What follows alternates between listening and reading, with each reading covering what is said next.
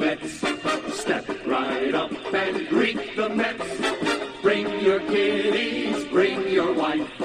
Guaranteed to have the time of your life, because the Mets are really socking the ball, knocking those home runs over the wall. East side, west side, everybody's coming down to meet the METS Mets of New York town.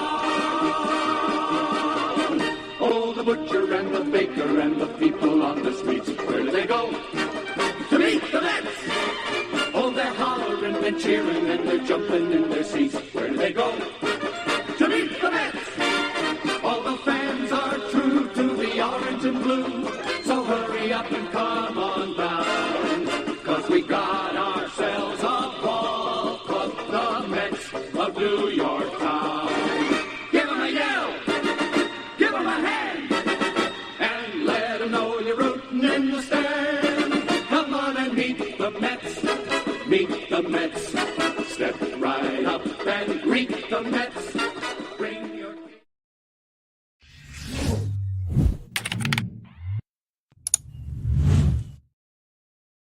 What's up, Mets fans? Welcome back to another Shea Bridge show with a special guest, co-host Chris from, and I'm sorry I put Mets Talk with Hayden, of course, but you guys know who he is by now. I'm going to make him introduce himself and his channel. So, guys, welcome to the Shea Bridge show. And Chris, how you doing, buddy? What is up, Rob? Yeah, everybody, not Mets Talk with Hayden here. I am CP from CPNY Sports.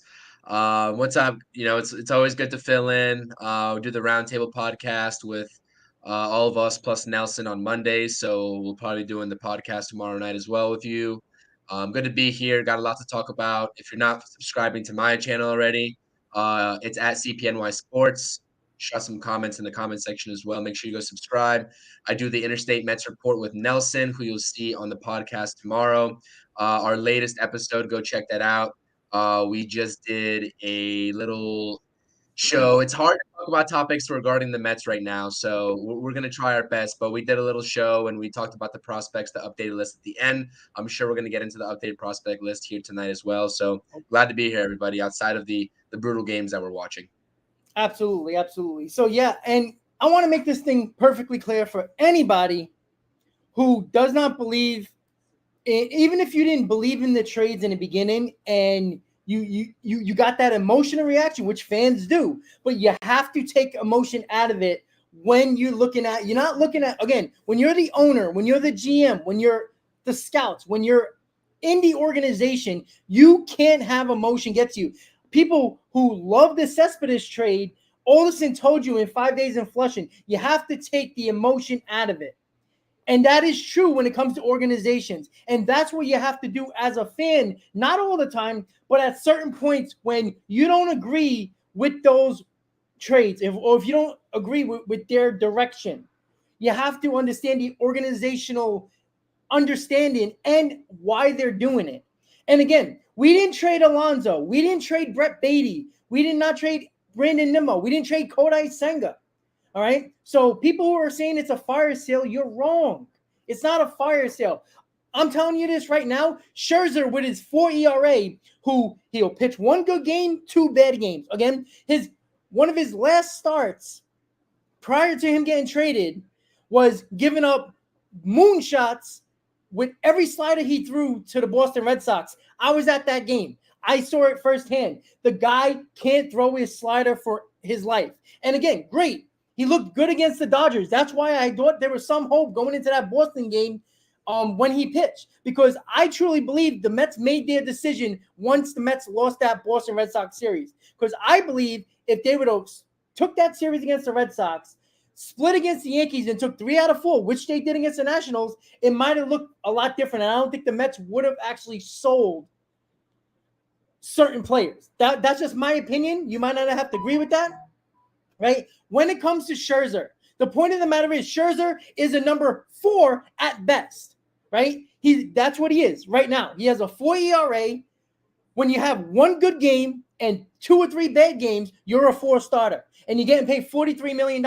And on top of that, he didn't shut his fucking mouth.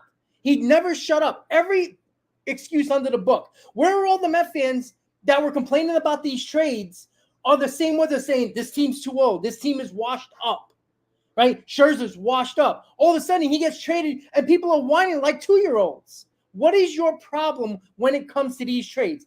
Let me know. Because listen, I was on board with keeping Verlander, but I was also on board with trading Verlander. You needed to get back what the Mets got back. Again, we were all talking about it on that marathon live stream during the trade deadline. We talked about that. What did we need from Verlander? We all wanted the Dodgers to get a little desperate because they had the best farm system for the Mets when it came to what they were trying to get, right? But when you get a number 1 and a number 4 prospect for Justin Verlander, and oh, by the way, with Scherzer and the Verlander, you save close to $45 million, about $35 million on those 2 trades, which you can have them on the team. If you wanted Scherzer and you wanted Verlander, that's no problem. I would have been okay with it. But let's look at the other situation that you were going to look at. If you're saving about $35 to $40 million, depending on vesting options and everything else and bonuses and all that stuff, depending on what they do during the season. So you keep Scherzer, you keep Verlander, right? You have Quintana, you have Kodai Senga. Scherzer, in all likelihood, will be worse next year than he is this year. Verlander, who has not been as good, and I don't care what anybody says, availability matters. You know how nice it would have been if Verlander would have been here in April and May and pitched well in May? It took him a whole month of May to get back to his form. By the middle of June, that's when he started going. Ken brought up a point with Verlander, which I agree with. His last 8 starts. So go back his last 8 starts. That's called the middle of June. So the middle of June, which the Mets were already going through a tailspin. When April, no Verlander, we were throwing McGill, Peterson, Denny Reyes, all those guys. It would have been nice to have Verlander. He wasn't there. The $43 million man that people were bitching about wasn't available that month. In May, not his look. You're going through a spring training process, right? We understand you're not going to pitch great, but we needed you in those months. Don't show up in July when we were basically freaking done. And everybody was saying, this team's not doing nothing, this team's not doing well, this team is washed up, this team's too old, blah, blah, blah. And then you look at it and you wonder why the organization made this decision.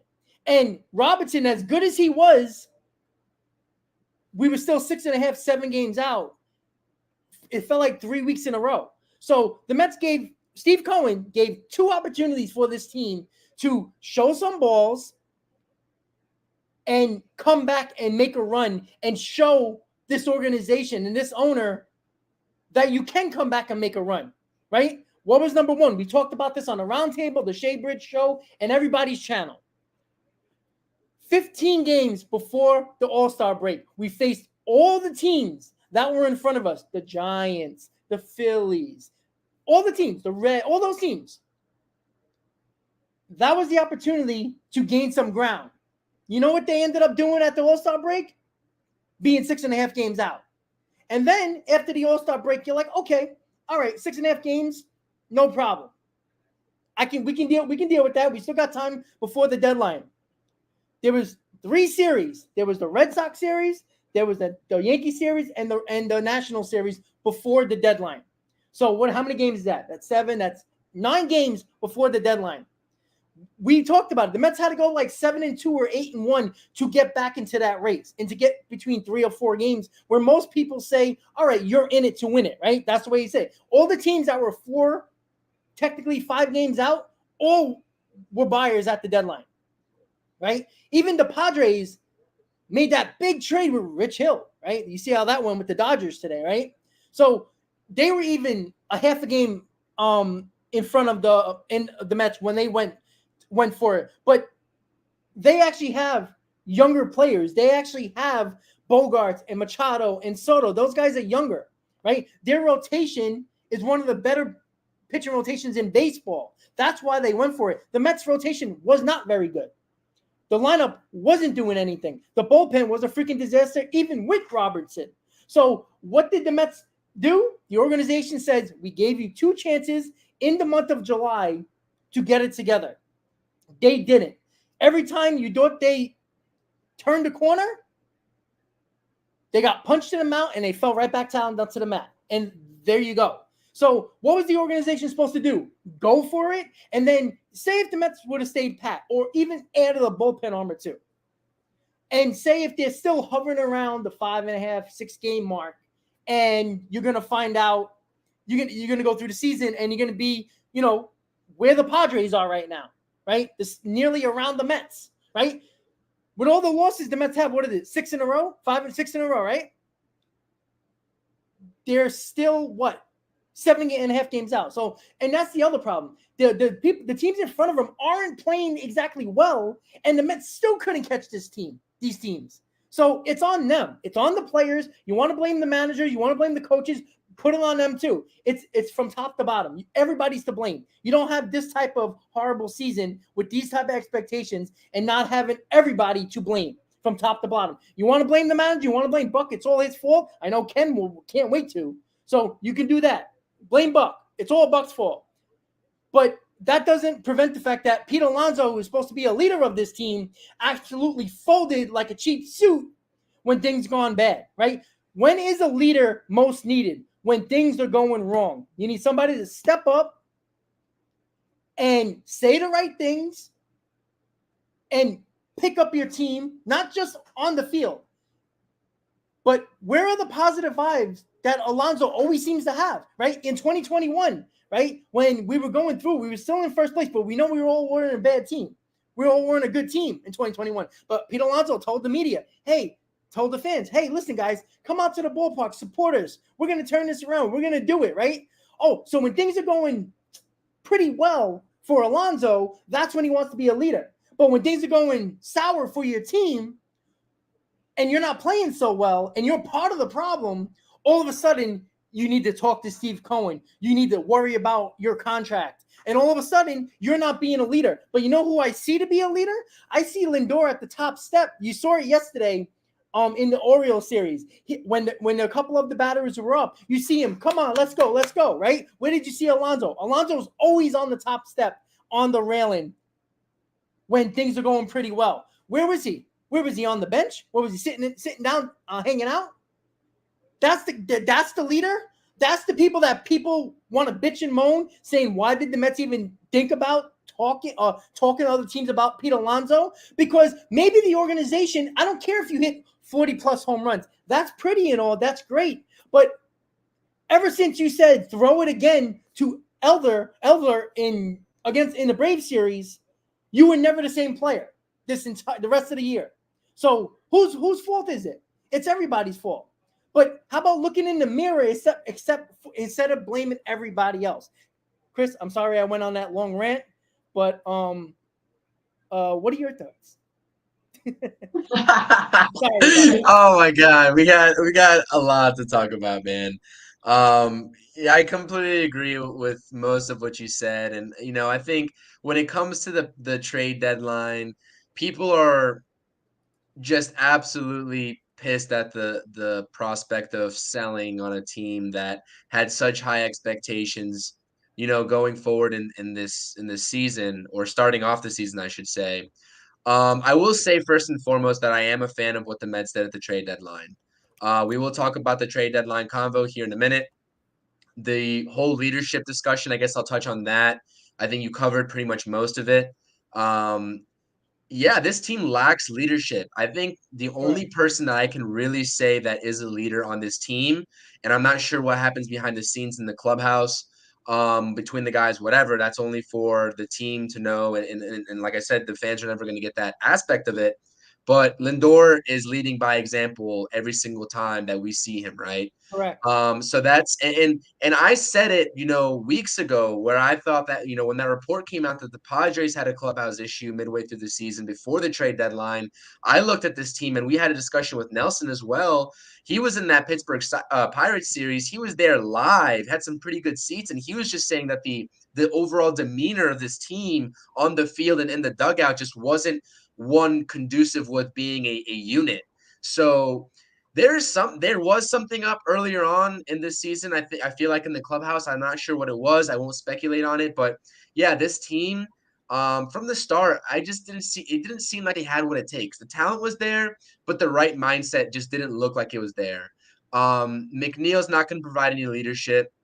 We know that he likes to pout when he goes and grounds out or does whatever he does. Alonso now over the last couple of weeks or since the trade deadline has sort of quieted down. I wouldn't say that he's called out the front office by any means, maybe not like Brandon Nimmo did. And Brandon Nimmo, another guy who always keeps positive. And I was really disappointed to see what Brandon Nimmo did and what he said in the press conference. Regardless of what your feelings are, you just signed an 8-year deal, Brandon Nimmo, for more market value than what you really were worth, in my humble opinion. And he's sitting there questioning the direction that the team's going to go in when he just got a brand spanking new deal, saying that he lost a night's sleep over the trajectory of where the Mets are going the next couple of years. Give me a break. Give me an absolute break. That's ridiculous. That is ridiculous. And I love Brandon Nimmo. I'm a huge fan, but come on, dude, that's not it. That is not it. So, no, I completely agree with you. We'll get into the trade deadline. We'll get into all that good stuff, the updated prospects. Everyone can whine and moan about where this team is going forward. Steve said it in his comments himself in the Kansas City series when he gave that presser. He's the owner. He ultimately owns this team, and any decision that was made in that deadline was run by him, and he okayed it. So it's coming from the head honcho. So, I mean, it is what it is at this point. Nobody else can say anything. Scherzer, we saw his comments. We saw between Scherzer and Verlander how differently they held their pressers with their new teams, or not new teams because Verlander went back to the Astros, but about how they talked about the Mets and their new threads. Scherzer kind of exposing his conversations that he had with the Mets front office before he left, and Verlander had nothing but nice things to say, kept it general, kept it generic, but gave the Mets props in terms of how they were handling things, and he just said that it just didn't work out the way that they intended to. So that also speaks volumes about those two guys as well. So yeah, we'll get into it. We'll get into this trade deadline convo, but I think you hit most of the majority of points in terms of the leadership and everything else that you said. When you were talking just there. Yeah, absolutely. And you brought up a good point about Nimmo, because Nimmo, Mr. Positivity over here, is the one guy who's always positive, even when things are going bad. And like when Nimmo said that he lost sleep after the trade deadline, I brought up on the marathon, right? The next day. Wait, hold on, Brandon. Wait a second. Why didn't you lose sleep when you guys were garbage in June? That's when you should be losing sleep. That's when you should be the most mad. Not because the organization made a decision based on your play. And not just him in general, the entire team. So how can you get mad at that? Like, I just don't understand. And then, I just don't get it. Like, what are you going to go to Cohen and say? Right? You got an 8-year deal. Even if the Mets aren't competitive for 5 years, you're still going to have 3 more years on your contract. You're going to be here. That's what I don't understand. Like, that's when you should have lost sleep. When the Mets fans were bitching and moaning and complaining, we all were, about the month of June, all we heard was positivity from the team. All of a sudden, you're gonna be negative when the organization decides that you guys fucked up and it's on you, and then you're gonna complain and want to talk to the owner and 100% about the Scherzer issue, right? Scherzer's big mouth, right? Yeah, did he spill the beans a little bit? Yeah, probably, but you don't do that. There's no reason for Scherzer to do that. And you know what? I wouldn't be shocked if Cohen and Epler sat down with Scherzer and Verlander, mostly Scherzer, and basically spilled him a bill of goods, lying a little bit and saying, yeah, we're not going to contend next year. Because the way Scherzer's putting it, the Mets are trading Alonso, they're going to trade McNeil, they're not going to spend any money, and they're going to, sign Rich Hill for the rotation. That's the way it sounds. That's the way Scherzer put it. And that's when Met fans really got pissed off.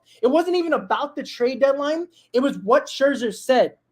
And then all of a sudden, people didn't believe him with the sweat and rosin. People didn't like all of his excuses. But all of a sudden, the Met fans are going to believe Scherzer now after he leaves. Come on. Like, that's just crazy. It's a great point. That's a great point in what you just said. That is 100% plausible that Epler and Steve literally could have just lied through their teeth to get the guy out the door because he needed to waive his no trade clause, and that could have been the thing. Also want to point out before we move on, just the overall difference in terms of Lindor versus Nemo's answers to the press conference. Lindor literally said, he was asked, what do you think of these moves that happened at the deadline?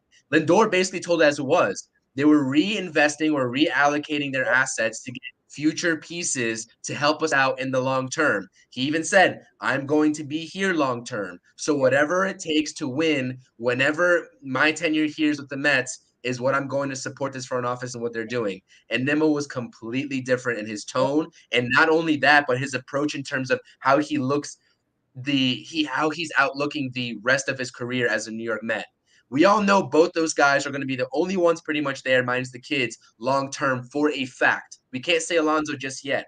And the way that those guys handled their press conferences differently and the comments that we heard out of their mouths just spoke volumes. So I really hope something changes with Nemo because he's going to be here. It's not like it's a tradable contract, to be honest, for what Brandon Nemo provides. I saw someone say in here before that Brandon Nemo has been pretty solid this season. I agree. But when you give someone a contract like that and who's going to be here for the next couple of years, that's not something you want to hear out of their mouths, in my opinion.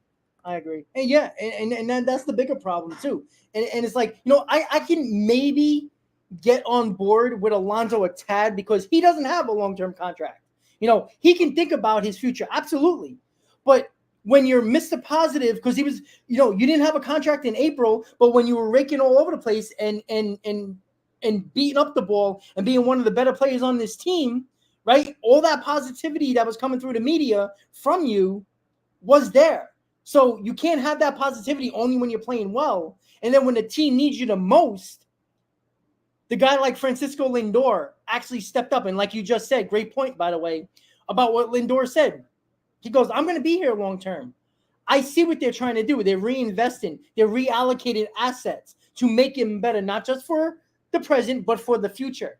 That's what you're supposed to say. And I don't expect Alonso to say that much because he doesn't have a long-term contract. But Nemo is what I wanted to hear that from. Mr. Other Positivity, right? Maybe these guys will actually play better pissed off, but obviously that's not the case because they're moping around on the field. I'm sorry. I don't care if you lose your closer, if you don't have no starters in the rotation. You can't get swept by the Royals. You want to lose a series against the Royals? All right. Right after the deadline? All right. I can see you being a little down. But getting swept and basically not even being close in these games? I mean, yeah, the first game was close, but I mean, come on. Like, look at the other games, 4-0, 9-2. Come on, that's ridiculous. So that's unfortunate, and that's the biggest problem with this team is that a guy like Lindor, who you still got Met fans thinking that he's not worth any close to near the money, which is true. I get that. He's not worth that money. We all know that. But he's also been one of the better players on this team, even when people were killing him, right? He still has the best numbers with runners in scoring position and with runners on base. Again, it's unfortunate. But what are we at this point? This is what you're looking for as a fan. You want to find the leaders, and you want to find the players that step up with these opportunities. That's why you're seeing all these Joe Schmoes in the bullpen. These are tryouts right now. You know what? I want to see guys that are getting opportunities here step it up because that might put you at the very least get an invite to spring training. If you're on the fringe as a minor leaguer or a quadruple A player, you might get an invite to spring training. You might actually be a part of this bullpen or a part of this rotation, right? That's what I want to see. I want to see guys step up, and that's the reason why when people are talking about Ronnie Mauricio, which let's be honest, he should be up. But guys like Rafael Ortega, Arauz, all those guys, DJ Stewart's, these are guys that are going to be your depth pieces in the minors and possible bench pieces. And you might say, why would you want DJ Stewart as a bench piece or Arauz as a bench piece? You know why? Because he can replace Luis Guillorme, who Arauz is one of the better defensive players in all the minor league system and shown he's got great hands. So he might replace Luis Guillorme next year as a utility infielder. Those things matter. Just because you don't think he can hit, Luis Guillorme can never hit, but he was always on this roster because he provided he did what he had to do. His defense was his main asset, and that's what we used him for. Arauz might be a part of this utility bench next year, and that's the things you have to look at going forward. If you don't want to watch the games, if you do watch them, look for those type of things. And again, we're going to start with the trade deadline. And we talked about this, and we always, I know we already talked about the Alonso conversation, so we'll probably skip that. But the trade deadline conversation, right, can go a lot of different ways, right? I think a lot of Mets fans did a complete 180 a few days after the deadline because it was the emotional shock and awe of what the Mets did. And I think the emotion got the best of a lot of Met fans, which I completely expect. I look, if you don't have emotion as a fan, there's something wrong, right? But even I had the emotion. I was not happy that they traded David Robinson 4 days before the deadline. I don't think any of us were. We just beat Washington, and I was like, okay, well, we sweep Washington. Maybe we can get something going here. But they decided, I swear to you guys, I think they decided in that Boston series when we lost it. After that series was over, I think they made up their mind because everybody thought they were going to split the series against the Yankees, and no matter what happened in the National Series, it probably wasn't going to be enough. So, look, I think what they did was have a plan. When was the last time you heard a Mets organization actually have a plan and not half-assed a deadline? I mean, you can go all the way back to 2019, Zach Wheeler. They should have traded Zach Wheeler. They should not have acquired Marcus Stroman because everybody thought, oh, wow, I'm getting Marcus Stroman. You know, that was right around when we were going through that 15 out of 16 wins in that stretch when we got back into the wild card. They got Stroman not because they knew he had an extra year of control. And everybody's like, oh, imagine Wheeler, DeGrom, Stroman. No. They knew they weren't signing Wheeler. So they got Stroman to replace him. They didn't tell you that, obviously. So they weren't transparent. And, oh, by the way, that's the Brody Van Wagenen, Jeff Wilpon, and Fred Wilpon Mets, by the way. So you get mad that the organization is actually transparent and letting you know, not only in interviews and a press conference, and also season ticket holder letter that they sent that I got. They actually were transparent.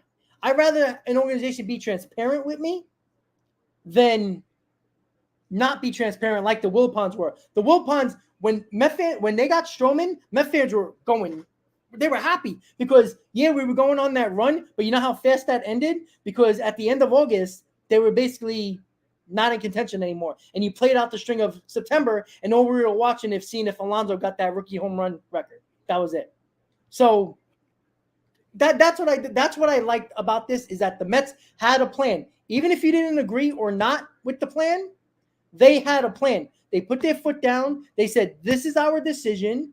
It sucks that we had to make this decision, but it's on the players why we made this decision. They have a plan. So, Chris, the trade deadline situation, right?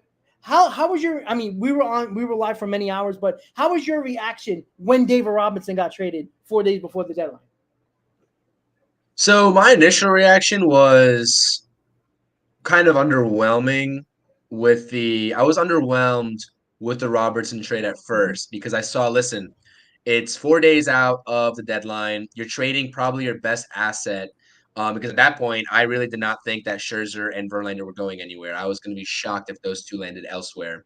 I saw two rookie ball guys that was the return for probably the best asset that was in my mind at the time. And I was like, listen, I'm not gonna lie to you.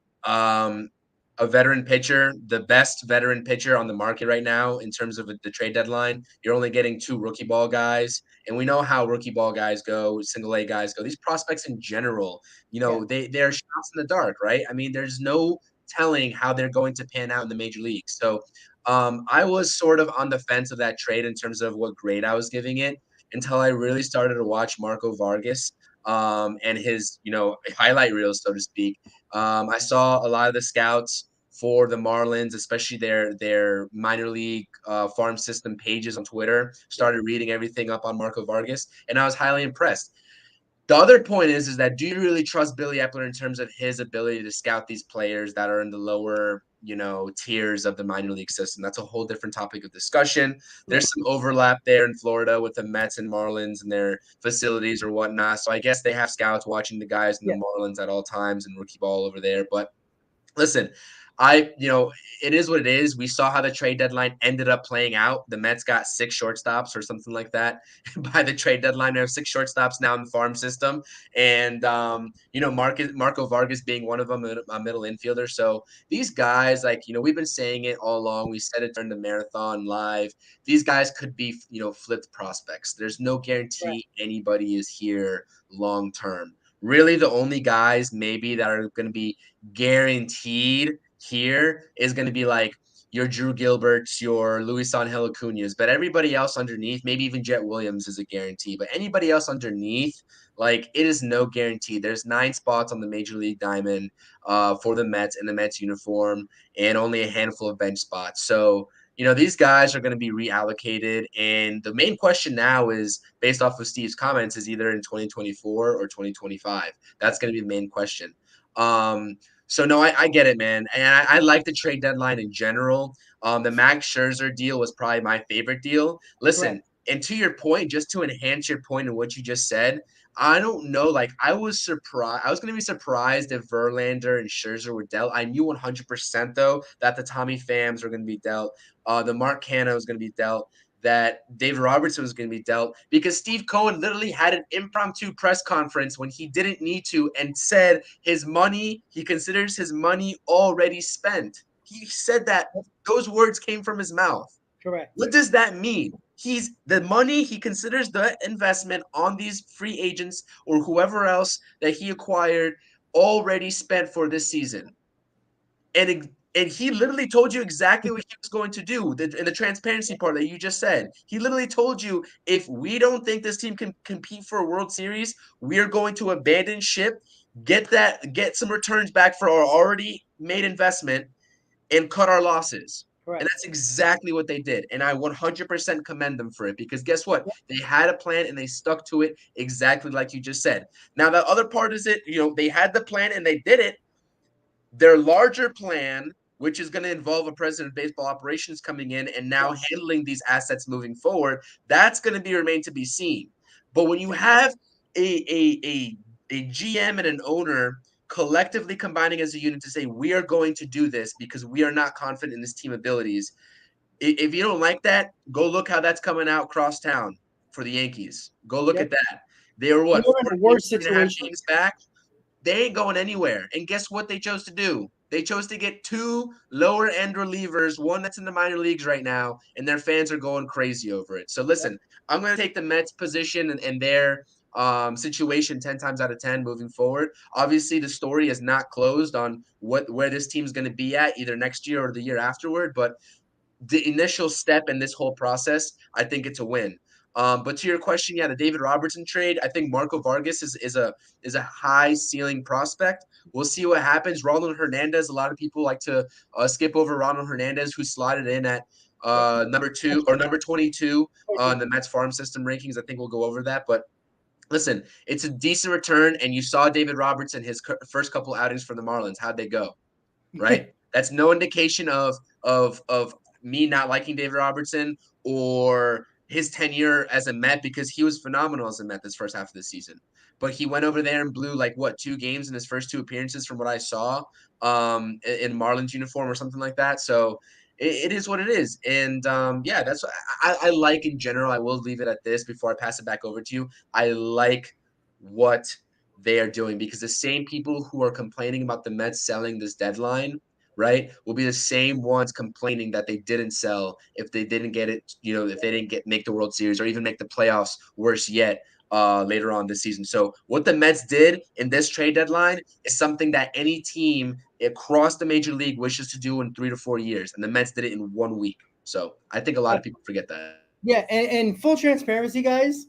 Um, the Mets would have if the Mets would have been buyers at the deadline, they would have got fringe guys like the Yankees got for their bullpen. That's what they were going to do because they weren't trading any prospects away clearly. So you would have got those type of bullpen arms back in the bullpen. So what was that really going to change? The rotation that wasn't good. Yeah, Verlander, great. Senga, great, good. But then you got Scherzer every fifth day. That was a problem. You got Carrasco every fifth day. That was a problem.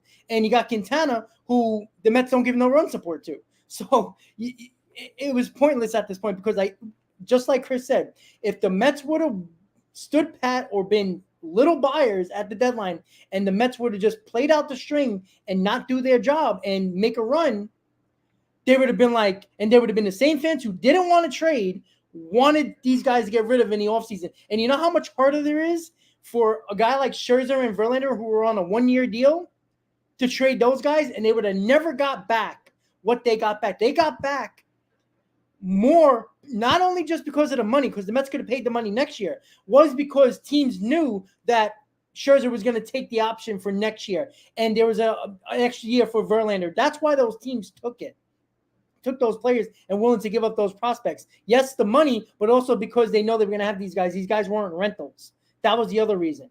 And again, if you really go in depth, and again, take the emotion out of it and do your research, look at all the reports considering about everybody who was focused on the Marlins and the Mets trade with David Robinson. The Marlins did try to do everything they could to keep Marco Vargas out of that deal. They wanted to give anybody else that was in that same little box that Marco Vargas is in. They did not want to get rid of him. And if you go back, the Mets were trying to get Marco Vargas in the international the free agent situation. The Mets didn't have enough international pool money to get Vargas. The Marlins had a lot more, and that's why he went to the Marlins. So the Mets were always on Vargas. They knew about him. And like you said, the Marlins and the Mets with their rookie ball and their Florida Coast League, they're all connected. They're always playing each other, and they're always working with the same organizations when it comes to playing each other, especially in rookie ball. So the Mets knew about this guy, and they knew about him before he was signed to the Marlins. So Marco Vargas is called the helium prospect. You heard that in a lot of reports. Joe DeMayo, Ken Rosenthal, even Andy Martino said it. He's called a helium prospect. What a helium prospect is, and I'm not saying he's going to be Bryce Harper or Juan Soto. Those guys were also called helium prospects. Why is that? Because those are guys that fly through the minor league system. Quickly. He's 18 years old. There's a lot of projections that this kid at 20 years old, he's going to be 19, I believe in December, if I'm not mistaken. So by the age of 20, this kid is projected to be in Double-A. And if he's projected to be in Double-A, but in not even a year and a half, not even, expect him to be at least thought about being a part of the roster, if not in 2024 September, when the call-ups happen, definitely in 2025. At the very least, get an invite to spring training and see what happens there. So there's a lot to look forward to when it comes to these prospects, right? Gilbert is a possibility for the outfield next year, along with Acuna as well. These are not, when people are like, oh, the Mets are not going to be good until 2025, 2026. They're not going to, all these prospects, none of them are going to help us. Well, why wouldn't they? Acuna and Gilbert are going to get every opportunity to make this team, because at this moment, you don't have a corner outfield in left field or right field, because you ain't going to have Marte start next year in right field. I can guarantee you that. They would rather have either Acuna or Gilbert playing one of those, playing right field before they have Marte. Now, if Marte happens to be, a $16 million bench player, well, so be it. Cohen doesn't care about that. As long, right, they had Escobar $10 million on the bench for Beatty, so they don't care about that. And we'll see how that works. But don't think that like a guy like Justin Jarvis is a guy that they traded Mark Canha for. All right, that's who it was, right? They traded Mark Canha for, right? This guy, now you look at his numbers, he's not great. He has crazy numbers like a top pitching prospect, but this guy can actually be a part of your bullpen.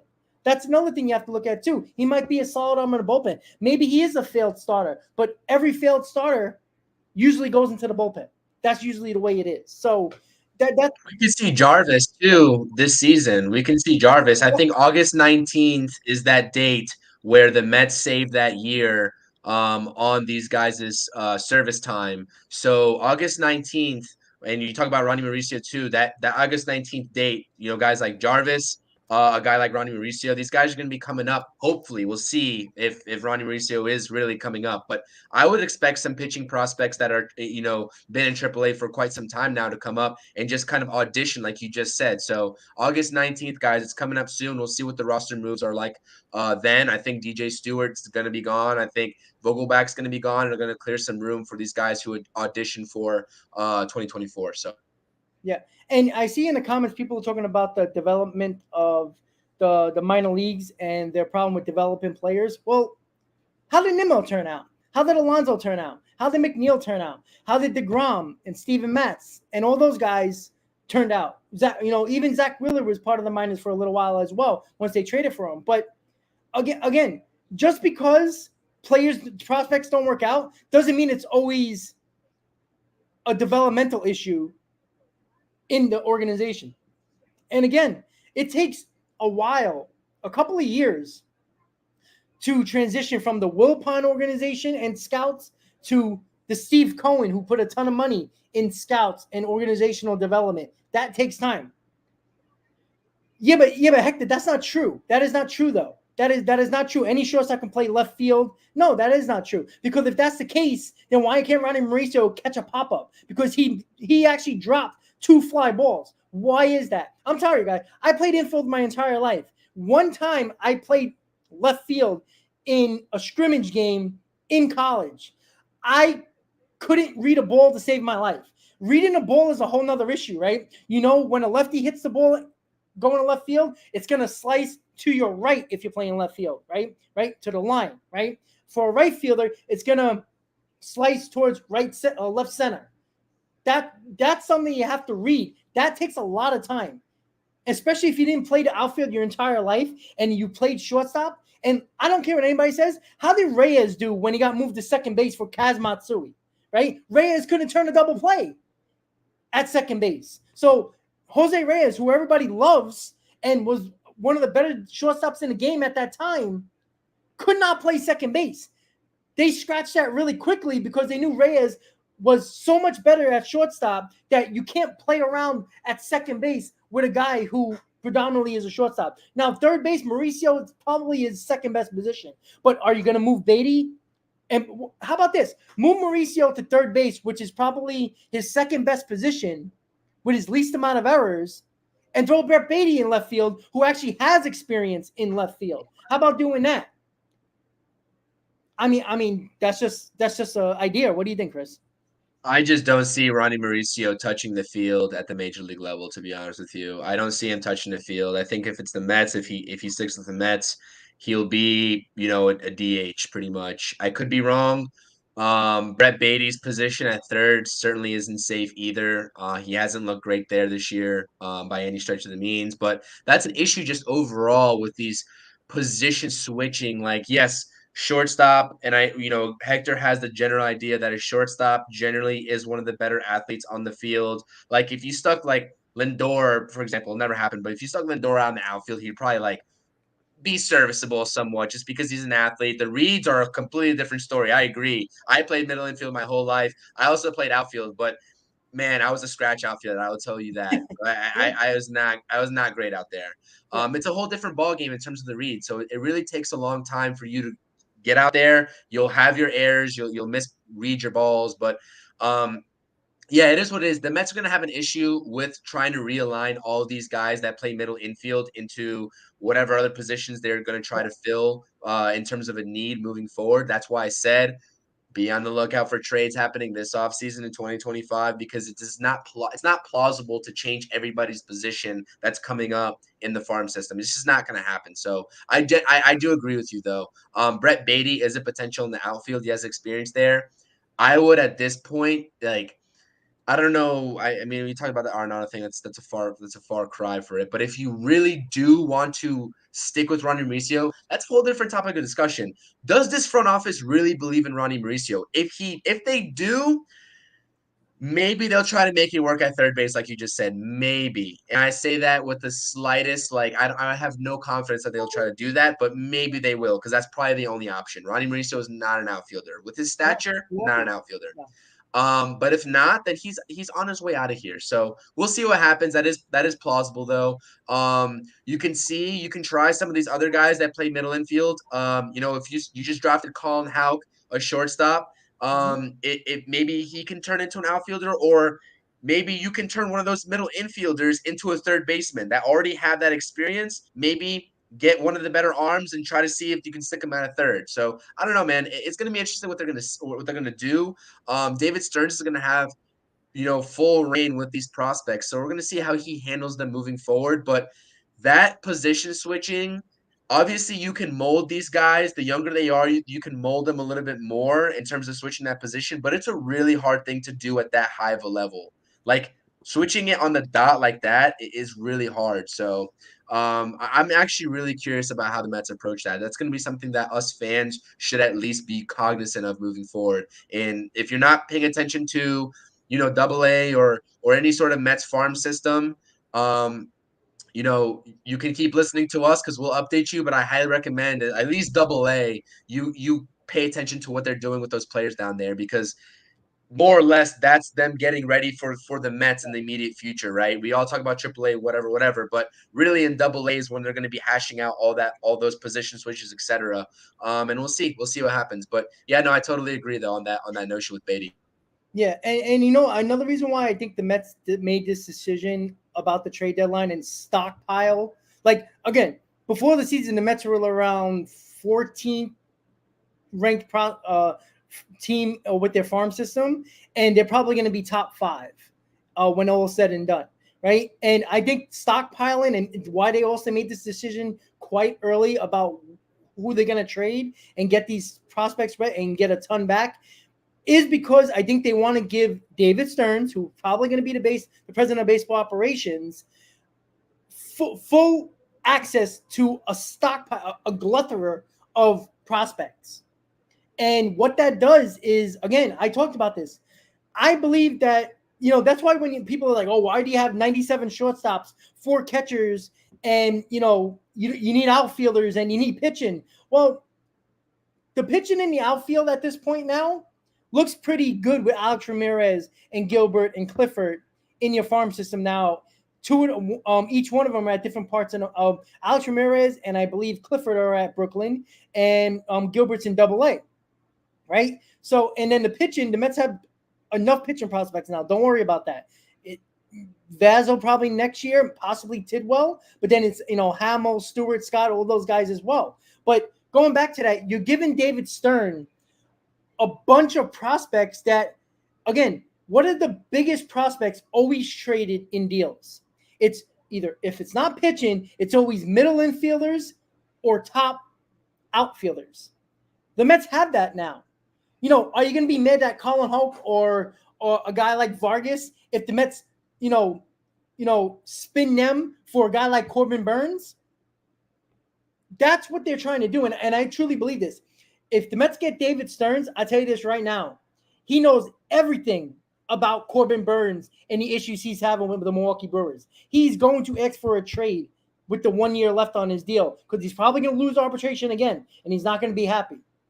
Watch the Mets to be the front runner to trade for Corbin Burns. And now, if the Mets trade for Corbin Burns and sign Yamamoto from Japan, this rotation looks pretty damn good as Corbin Burns your ace, Sanger your number 2, and probably Yamamoto, who is 24 years old, who has nasty stuff and is a guy that is already, if you go look at his stats and everything like that, he is already pitching the majority fifth day in Japan. Every fifth day in Japan. If you looked at it, right, in the last 2 years, he's been pitching every sixth day. This year, knowing that he's going to be in the majors next year and somebody's going to sign him, he's been pitching every fifth day. And look at his record and look at his stats and look at his ERA. The guy is a monster.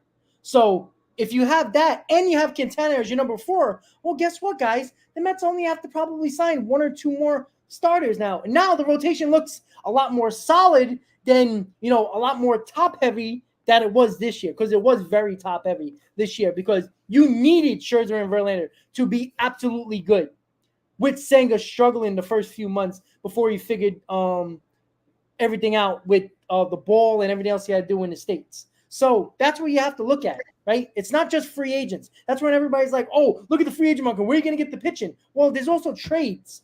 The Mets didn't want to make these trades in the offseason or at the deadline last year because they didn't have any depth in their farm system. They have a ton of depth now. That's why when people are like, why'd you get rookie players for David Robinson? Because you can spin them for a guy like Corbin Burns, which Milwaukee loves those players. They love controllable young pieces. That's where the Mets are right now. They're in a perfect spot to bring in a new guy that's going to run things because he will make those decisions. And who better than a Milwaukee Brewers executive that's been there for years who knows about the disgruntled Corbin Burns, who's pitching very well this year. That's where I think I will say I will say, Rob, I'm not worried at all pretty much with the outlook or the landscape of the rotation moving forward. I agree with what Hector just put in here. I want to shout out Hector because that's a great comment. You got to hit the reliever market hard, and that has to be a correct. priority moving forward, more so than it has been in recent years. They did a great job with signing David Robertson. Great job of trading for Brooks Raley, but you need those like mid-level bullpen guys that are more on the elite side. If your starter's only going to give you 5 innings, we see the Drew Smiths, the Dominic Leones of the world. We need better guys in the front for either 5, 6, or the 7th inning because we know we'll have at least Rayleigh and at least Edwin Diaz coming back next season.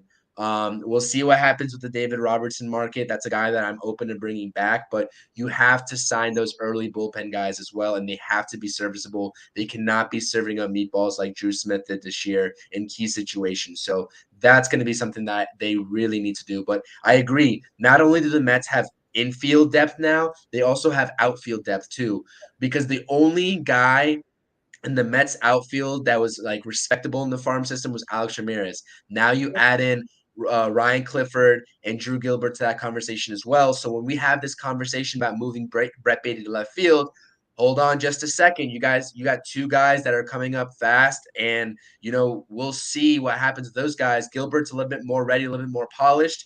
At that point, I don't know if you've seen Drew Gilbert play center field, but that guy's a better center fielder than Brandon Nimmo is. So you'll probably slot Brandon Nimmo over. Maybe they won't do it out of respect to Brandon Nimmo, but definitely when Nimmo gets older, Drew Gilbert is that guy in center field if he pans out and his bat is serviceable. So we'll see what happens, but you can't just say we can say for sure that Brett Beatty will be serviceable in the corner outfield, but we can't automatically say that he's going to be a long-term left field solution with the guys coming up. Alex Ramirez, and you got 2 other guys in the outfield, right? We talk about trades, this, and that. But to be honest with you, Gilbert's very highly regarded. He has been out of Tennessee for a while, and don't sleep on Ryan Clifford either. I seen reports saying that Ryan Clifford, he was the sleeper in that deal. And everybody's talking about, oh, Houston doesn't have a good farm system. We said that on the marathon as well. You said it earlier on this live stream, we would have rather have dealt with the Dodgers. But listen, Ryan Clifford, maybe he can make some noise. Maybe he'll be better than Drew Gilbert. So there's no guarantee in switching positions on this team moving forward whatsoever. But like you said, I'm a big guy. I'm a big Corbin Burns believer as well. We'll see what happens and what his market's going to be like for the trade market. But the Mets have the pieces.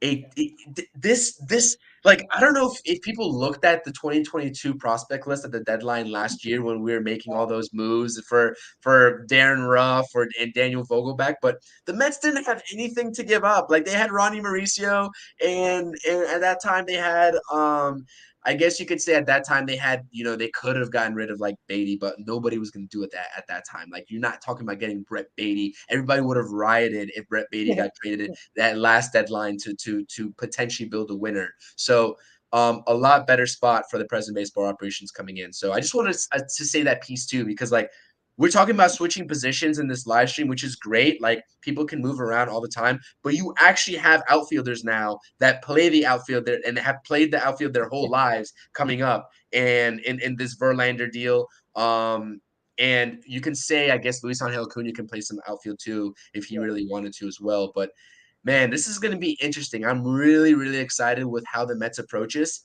But just as easy for this to be like a home run kind of thing, they could also mess this up by by not trading the right guys or doing what's it called, or so they have to get that leadership at the president of baseball operations helms, because you know what? I don't know. Who's to say, like, you look at Ryan Clifford, you look at Drew Gilbert, you get into a conversation with the Brewers or the White Sox for Cease. They're talking about Ryan Clifford or Drew Gilbert. They're like, hey, who would you guys rather give us? We like both of them equally. Like, at the front office, you have to already have an idea of who you see at the major league level at that point, right? So it's just something to think about. It's a lot harder to manage. The depth is good, but it's a lot harder to manage in the near future. So we'll see how they end up doing it. But I'm excited because options are always good. And the Mets are in a good spot. So yeah, we'll see, man. It is interesting, but I don't think I touched on that Alonso conversation. To Yeah, be honest with you, I don't know if we're going to revisit that or not, but I'm just going to say this right now. Pete Alonso, I get it. He's hitting like 218, 217 at this time right now, at this juncture of the season. But Pete Alonso, man, I'm going to tell you that kind of power does not grow on trees. it Someone doesn't. mentioned in here Kevin Parada. Kevin Parada could play some first base. Would you sign Pete Alonso to an extension to be a full-time DH? I want to ask you that, Rob. I would, but I don't know if Alonso wants that. Like, I mean, he's not going to sign a deal if they're going to say, "Hey, Parada's going to be our future first baseman, and you're going to be our DH." I don't think he's going to do that. And as hard as Alonso worked at first base, which he worked his ass off. I mean, when he came up, he was terrible, and he worked on it hard, and he's gotten better, but he's still not where I guess the Mets probably want him to be, because he does make a lot of bonehead mistakes. I mean, he did a Brett Beatty where he couldn't catch a pop up and it hit him in the face. So, I mean, damn, I would. Me personally, I would. I would But too. but I don't think he's gonna like that at all. And he's already moping about the trade deadline. Imagine what he's gonna do sitting on the bench most of the time. And a follow-up question was that what do you think this whole trade deadline and the reports that came out that the Mets set a very high offer for Alonso, what does that do to his mental status about this team moving forward? That's going to be the bigger issue. Well, That's going to be the big issue with Pete Alonso. Well, then you know what? I don't want a player like that. Home though that production doesn't grow on trees, like you said. But again, what is that production do when a team needs you the most and you're mentally soft, right? Right? How confident was he when he says, throw that again to the pitcher on the mound against the Braves, and you never heard from him again, right? Where was that confidence? That's what I want to see when things are not going well. That's what I don't understand with Pete Alonso. Like, I think the Mets are really determining not his talent, but his mental capacity to deal with these type of situations. If things go bad early next year in April, do we think Alonso's checked out in his final year of his contract? Say if the Mets don't extend him during the offseason, did he check out in April? That's where you're going to need. And, people are talking about like contracts with Pete Alonso. Look at the Matt Olson contract, because they are the same. Matt Olson got that deal from the Braves. What was it? 8 years, 160 something at 28 years old.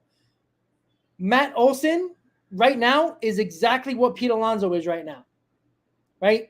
Not really high average, a ton of power with a ton of RBIs. That's what Pete Alonso is. And Matt Olson is better defensively. So you're looking at what Matt Olson got. That's what the Mets are trying to get Pete Alonso on. The problem with that is that Matt Olson But they've already set the precedent, though, Rob. They've already set the precedent of Steve Cohen being the richest owner does not help those negotiation talks at all. No, Like, no, does not help at all. but the problem with that, the situation with that is that that sucks for the Mets, because for all the people that even though Lindor was a trade, right?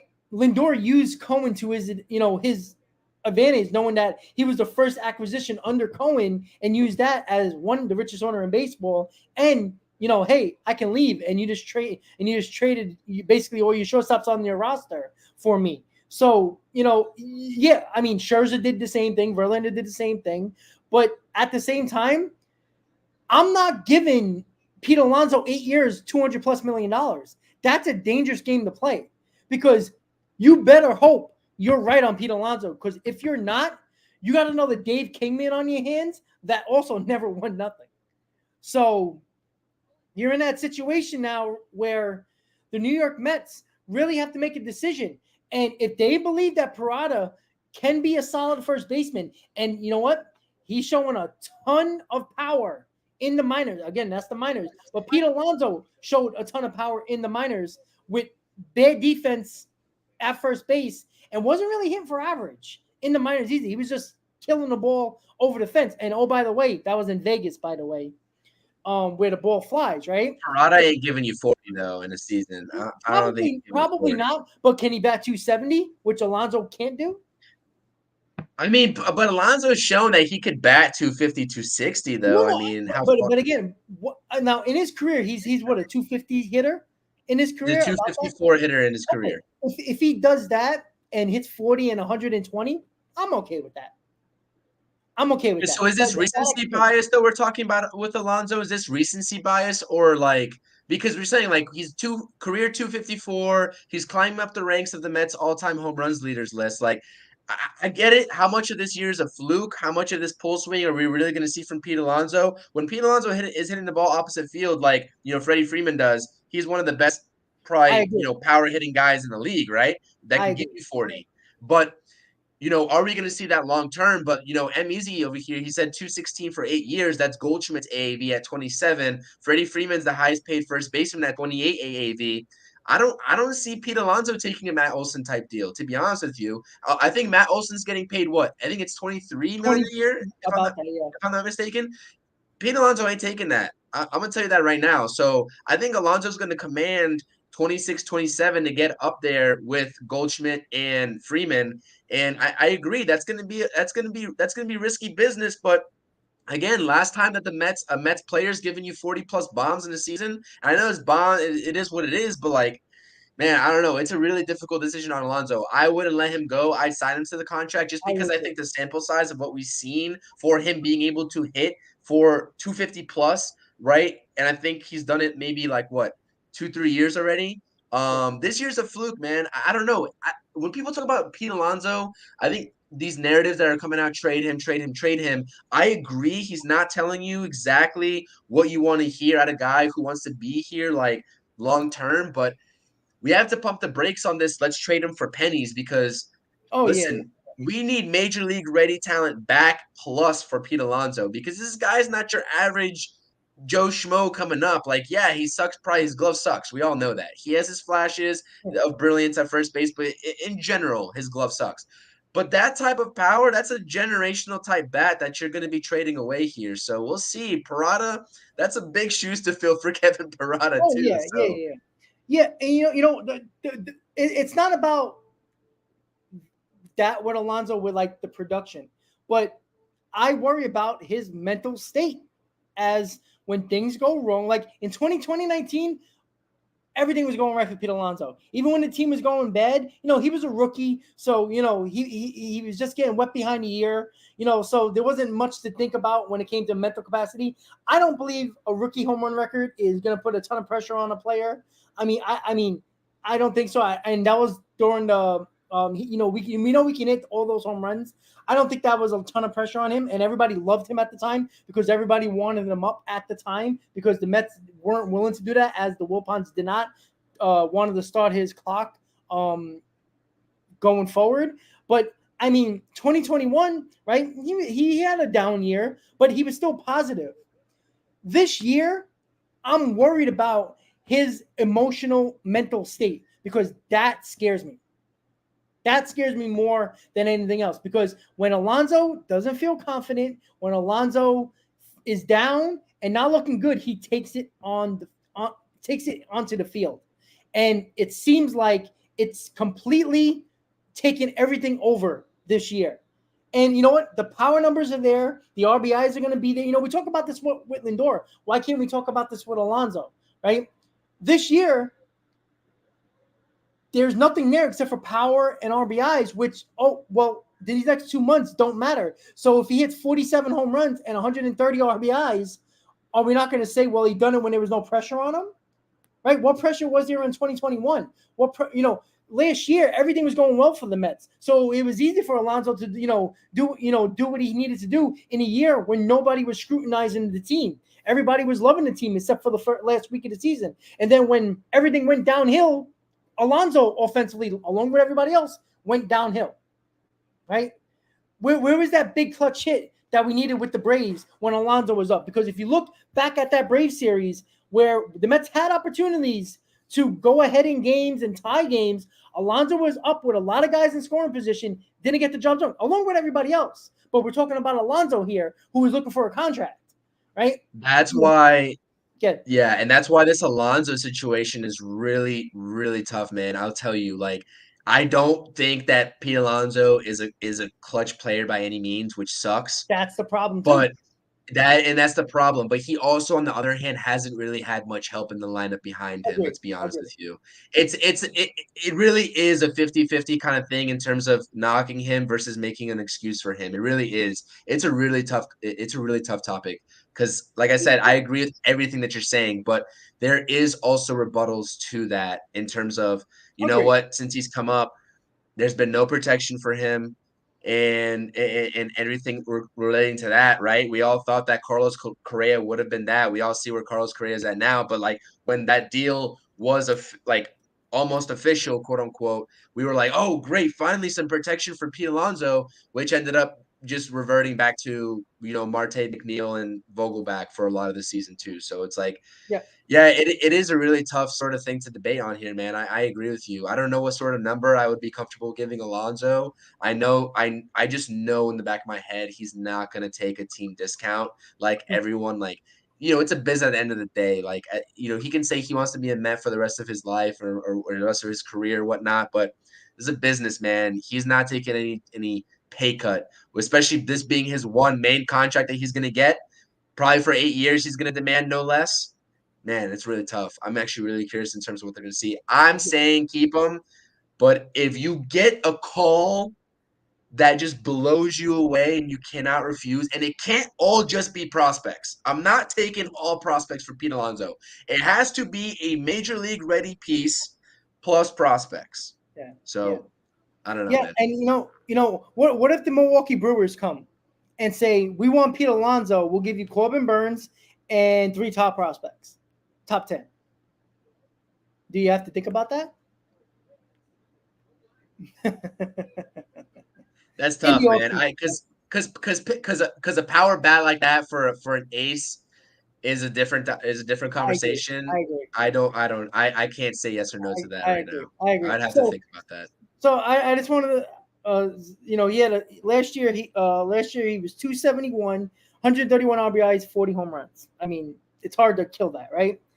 But if you look, but again, that was a year where everything was going right.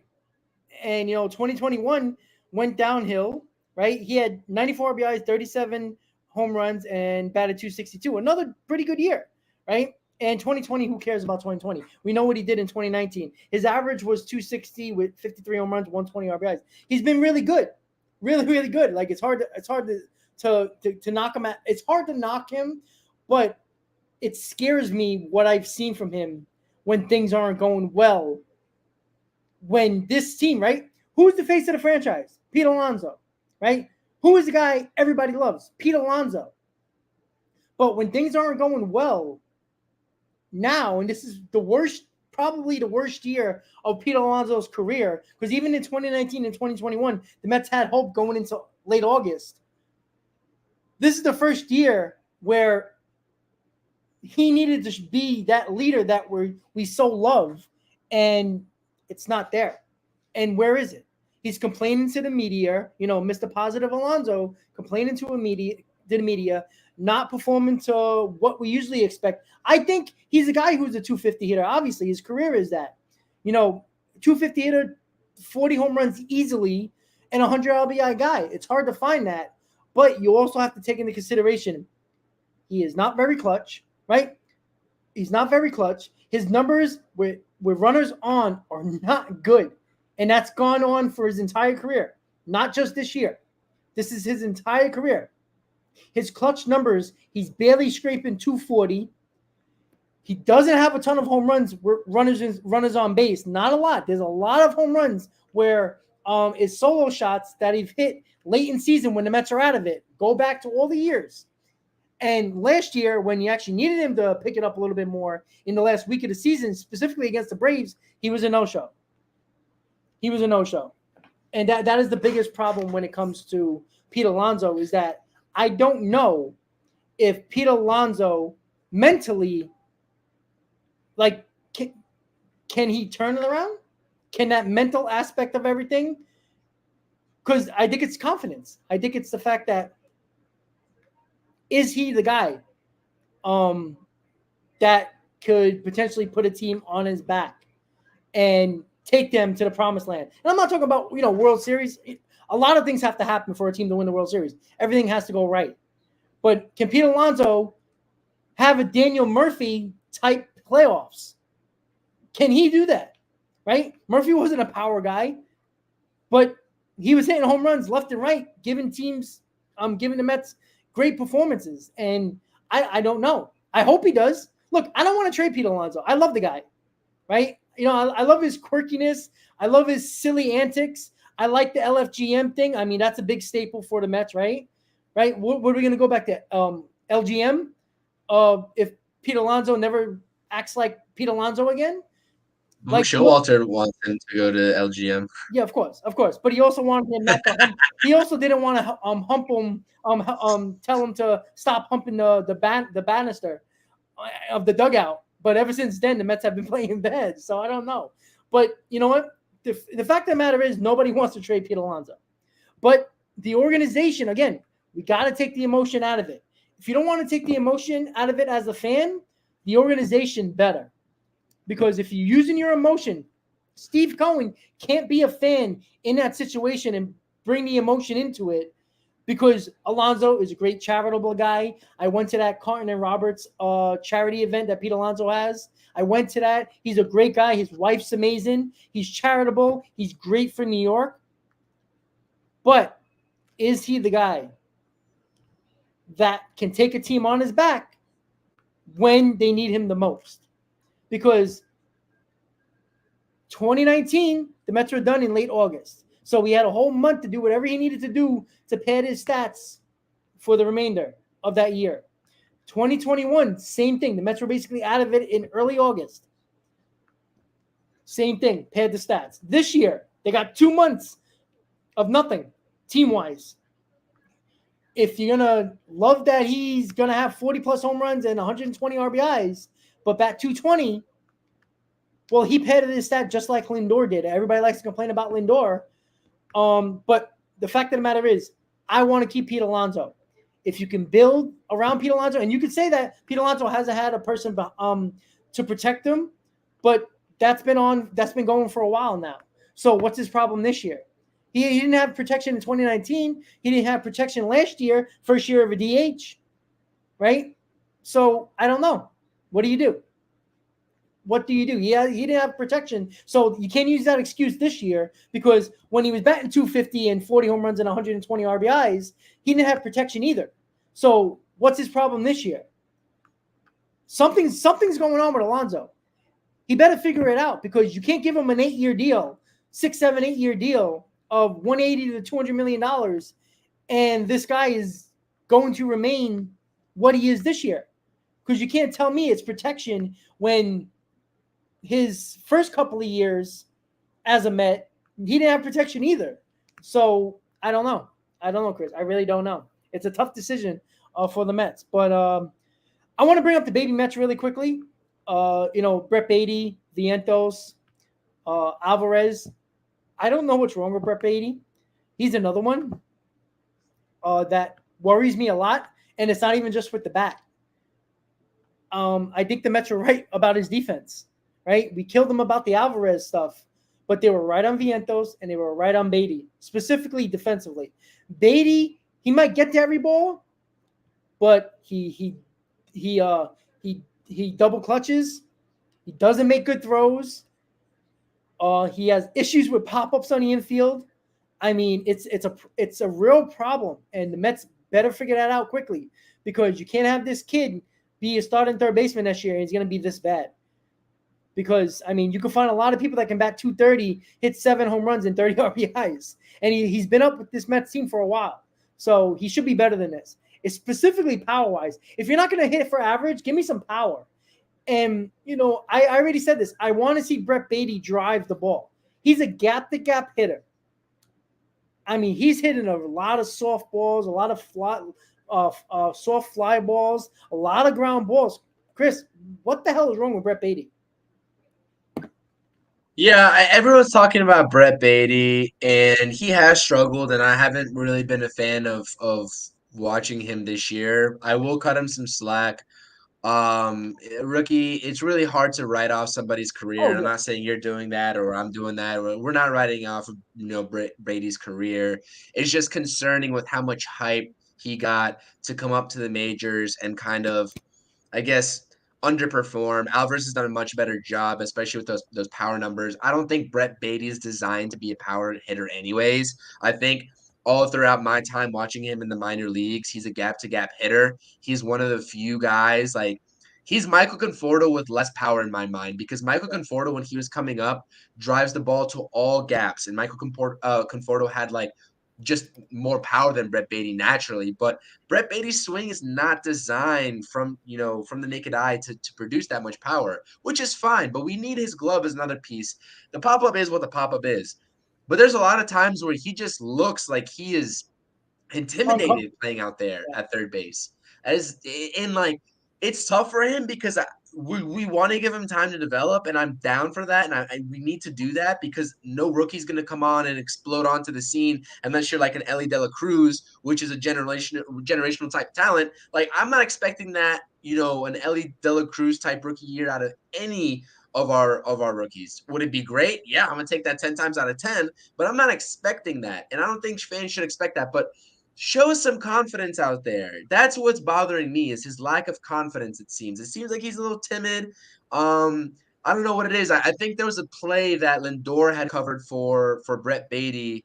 Ran into the third base foul territory and kind of took over because Brett Beatty, I guess, didn't see the ball or whatnot. And that stuff kind of happens, but just the body language, the demeanor, it just wasn't. It's not there for Brett Beatty. We'll see if his swing changes. If the Mets are going to work with him in the offseason to try to get some more power out of him, or if they're just going to be content with him having that nice short line drive swing moving forward. So we'll see what happens with that. Vientos, I know you're talking about baby Mets here.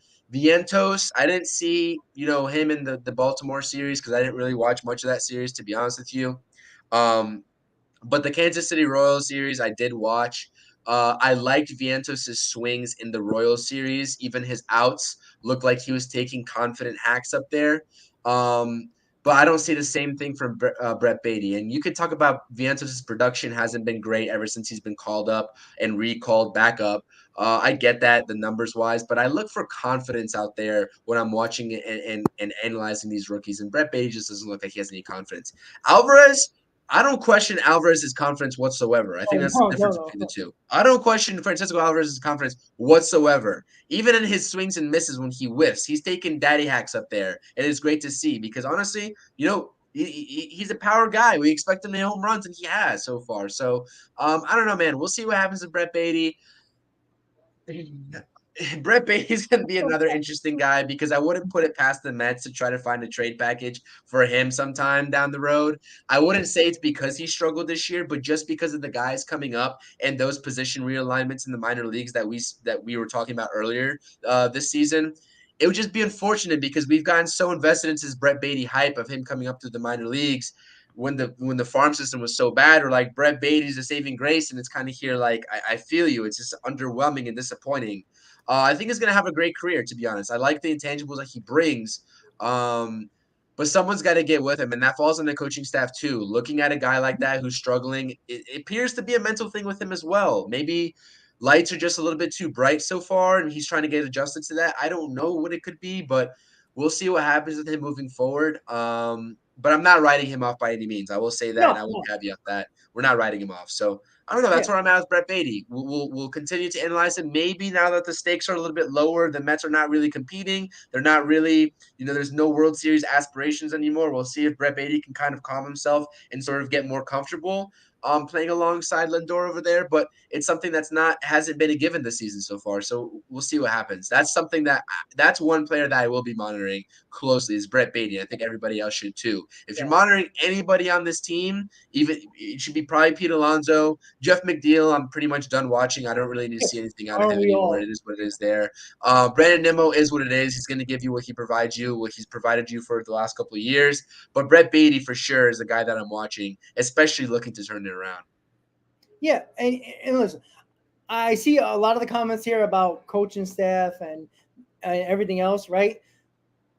Wasn't the same coaching staff that helped Pete Alonso get better? So is it the coaching staff or is it actually the player, right? Pete Alonso wasn't very good defensively and gradually got better, right? His best defense was probably last year. It's basically the same coaching staff. So is it the coaching staff this year? That's why the players can't catch a ball or can't throw the ball to first base or is double clutching, right? Are you blaming David Wright, who is a guy that can catch every ball, but always had problems throwing the first base his entire career? But nobody talked about that because it was David Wright, right? And I'm sorry, guys. If you played the game, you know that it's on the players, right? It's up to the players to get better, right? How about going out to third base 4 or 5 hours before the game and taking 100 ground balls and making sure you pivot and you take your crow hop when you throw on the first base, right? Work on that double clutching. I'm sorry. If you never played baseball, and Ken, this is for you, okay? This is definitely for you because I'm sorry. If you never played baseball before, specifically infield, but if you never played baseball before, you do realize as a player, I don't care if you played in high school, little league, college, does not matter. NFL is all about coaching. NFL is all about coaching. If you don't believe that, Ken, then you're not really paying attention.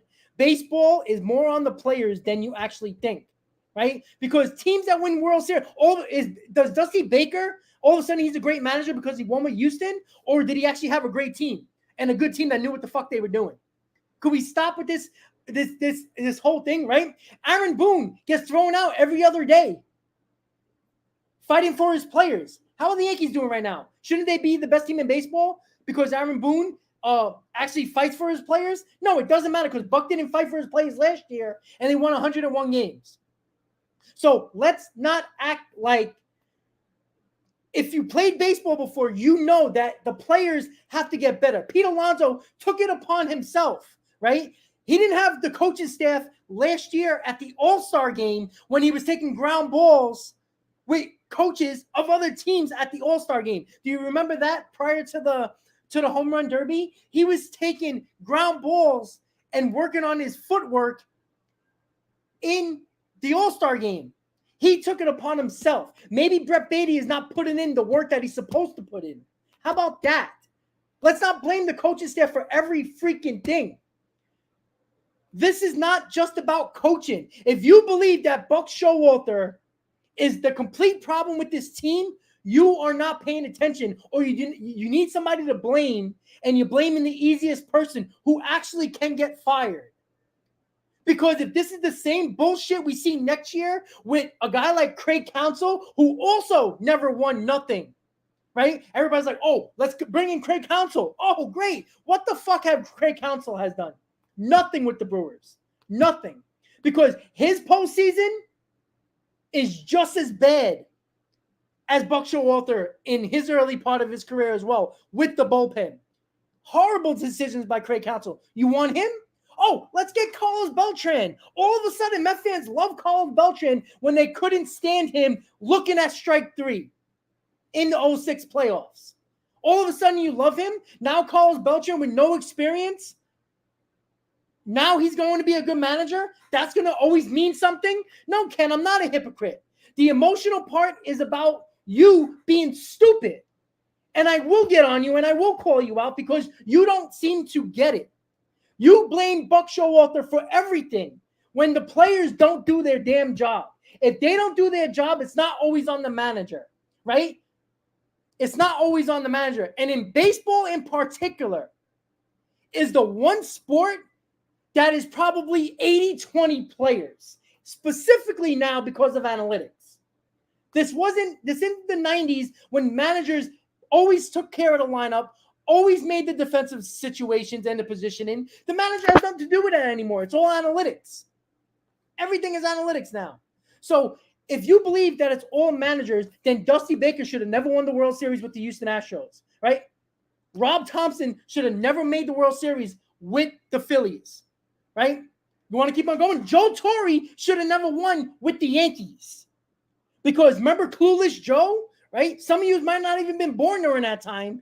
And Chris, I don't know how old you are, but the newspaper said Clueless Joe when he got hired. And Steinbrenner was willing to fire him a few months into the season, the first year he was hired. So let's not act like coaching is everything here. Because look at the teams that are winning right now, that are going to a playoffs right now. How many good coaches are there? How many good managers are there? Right? Although, is the Blue Jays manager really good? Or do they have really good fucking players that are doing their job? Oh, wait, how about this? Hold on. Let me look at something. Hold on. Wait a second. Let's blame everybody else but the players, because you know that if you blame Buck, if you blame Epler, they can actually be removed and be replaced. You can't replace Lindor with his 10-year contract. You can't replace McNeil with his 4-year deal or Nimmo with his 8-year deal. That's why you actually blame everybody else that can be replaced, Ken. Yeah. Oh, wait, but wait, Dusty, hold on. But Ken, hold on. Sorry, Chris, I apologize. Dusty Baker won with every team. Buck Showalter did too, but Dusty Baker never won a World Series.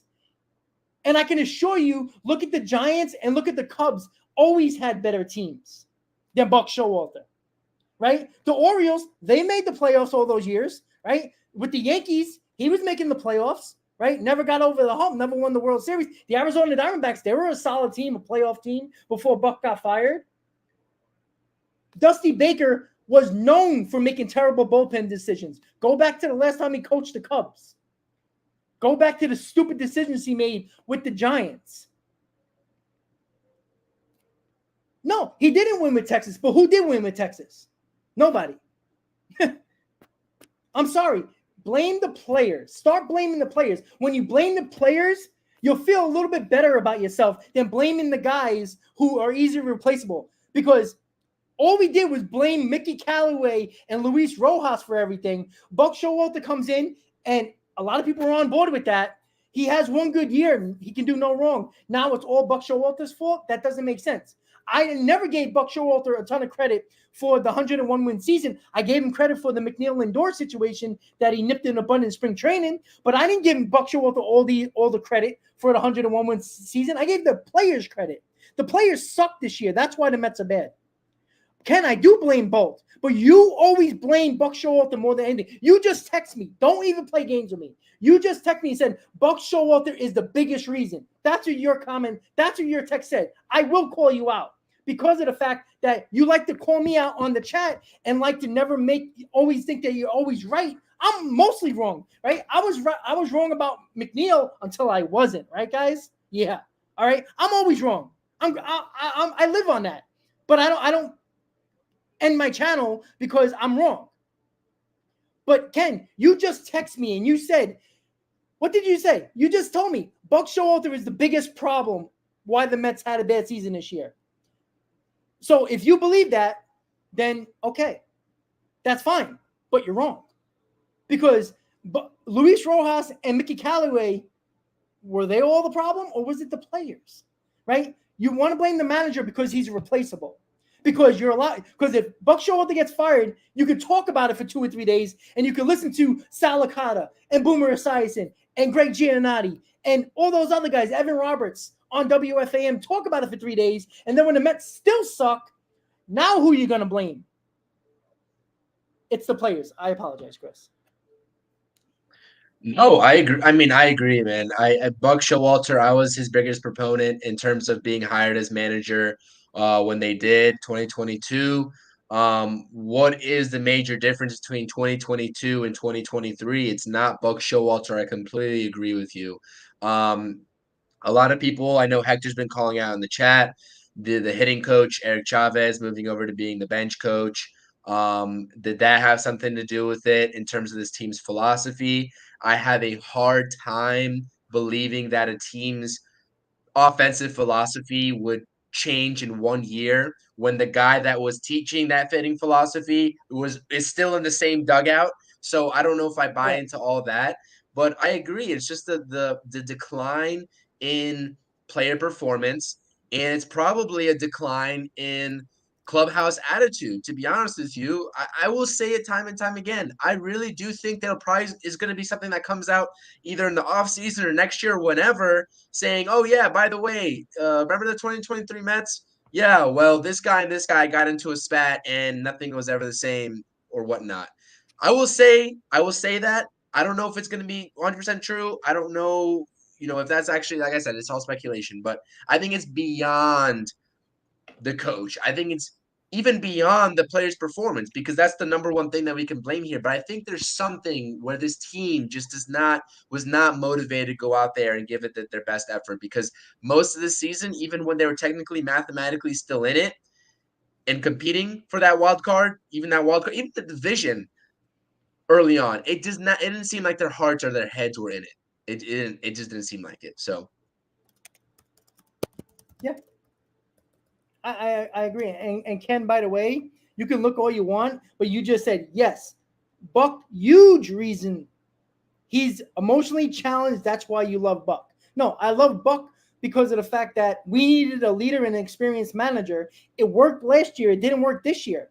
Now, is Buck part of the problem? Yes. You just said he's a huge problem, a huge reason why this team is losing. I don't believe that because I do believe that you can't. Now, if it's one player that's having a down season, maybe you can blame a manager and saying, all right, maybe he probably caused that player because he wasn't doing certain things right when he wasn't playing him enough, he wasn't putting them in the right spot. But you having 6 players in this lineup that's having down seasons. It's not all the manager. No, Ken, I agree. You make about the shitty players, but you go on a game by game basis. You're blaming Buck for the entire season, right? I mean, at least kill Epler more than you kill Buck. How about that? I mean, I feel a little bit better about that because Epler did bring in the players. You can talk about that. but this conversation aside, Rob, do you think, regardless if it's his fault or not, do you think Buck Showalter is gone come this offseason? Yes, and I'll be fine with it. 100%. I think. Look, if Buck is gone in the offseason, I'm not going to be mad about that because it's my problem is that people wanted him fired in June when he had a great year last year, and then you gave him 2 months, 3 months, or 2.5 months when Steve Cohen had that press conference. Everybody thought somebody was going to be fired. People wanted Buck Showalter fired. Why? Why? Because he was just as emotionless last year in the dugout than he was this year. So what changed? The players, right? Every one of them are underperforming this year. How can I be the manager only? Or the majority of the coaches or the one thing that I will ask you as well as it pertains to Buck and I guess the team and the clubhouse, and I love this back and forth between you and Ken. This is awesome on this topic, but it's great. I bet this is peak entertainment right here. But you mentioned early on this podcast, we're talking about the whole F-bomb that Pete Alonso dropped when they're playing their best baseball of the season at that point, really early on. Do you think like the guys stopped playing for him a little bit after that when he basically told them to stop, goofing around and stop with the antics? I would say yes, only in the fact that they actually had a 6-game winning streak not too long after that. So That's fair. That's fair. They play well, and look, they're just inconsistent. They've been inconsistent all year. I mean, when Buck didn't say anything yet, they got swept by the Brewers early on in the season, right? What about the first 21 games of the season? I just don't understand. Like, I like Buck, but I always said he had bad decisions this year. Absolutely, hasn't had a good year this year. but it can't relate to, you know, all these losses. It can't. I'm sorry. Now, if that's the case, that's still on the players. That's still on the players because within not even a year, the team always believed in Buck and said, "Oh, look, Buckonomics, right? All the Buck stuff, right? Look, all the rules that Buck was telling the umpires about. Hey, this is wrong, right? It was always, oh, look at Buck showing the umpires up, right? And we all talked about it. We know the umpires are out to get Buck this year and the Mets this year, clearly, because Buck Showalter, it seemed like he always went out there and had a conversation with the umpires, and they always changed the call or changed their decision or whatever it was. I would say that the Mets need, if they're gonna have this youthful movement in the players' perspective, and I hate to just say this, but like the old school thinking Buck Showalter, I don't want to knock him for it, but I think there just needs to be some sort of shakeup. And I think it's gotten to the point at this point where it almost has to, he has to go, whether it's his fault or not, just because the optics of it just looks so bad from an outsider's perspective to like us right here. But I mean, we'll see. We'll see what happens. I mean, the trend in baseball now is getting more youthful across the board, not only on the field, but also, in the dugout as well. But that also doesn't equate to anything either. Like you talk about Gabe Kapler with the Giants haven't really won anything. They've been successful with Gabe Kapler, but they haven't won anything with him as well. So it's an interesting topic of debate. I'm really on the fence, and like I said, we all really don't know. It's speculation. The only thing we can concretely 100% know is that the players did not perform up to expectations, to your point, Rob. I 100% agree with that. And everybody has a blame in it. I think Buck Showalter has a blame. I think Billy Epler probably has a blame in that as well.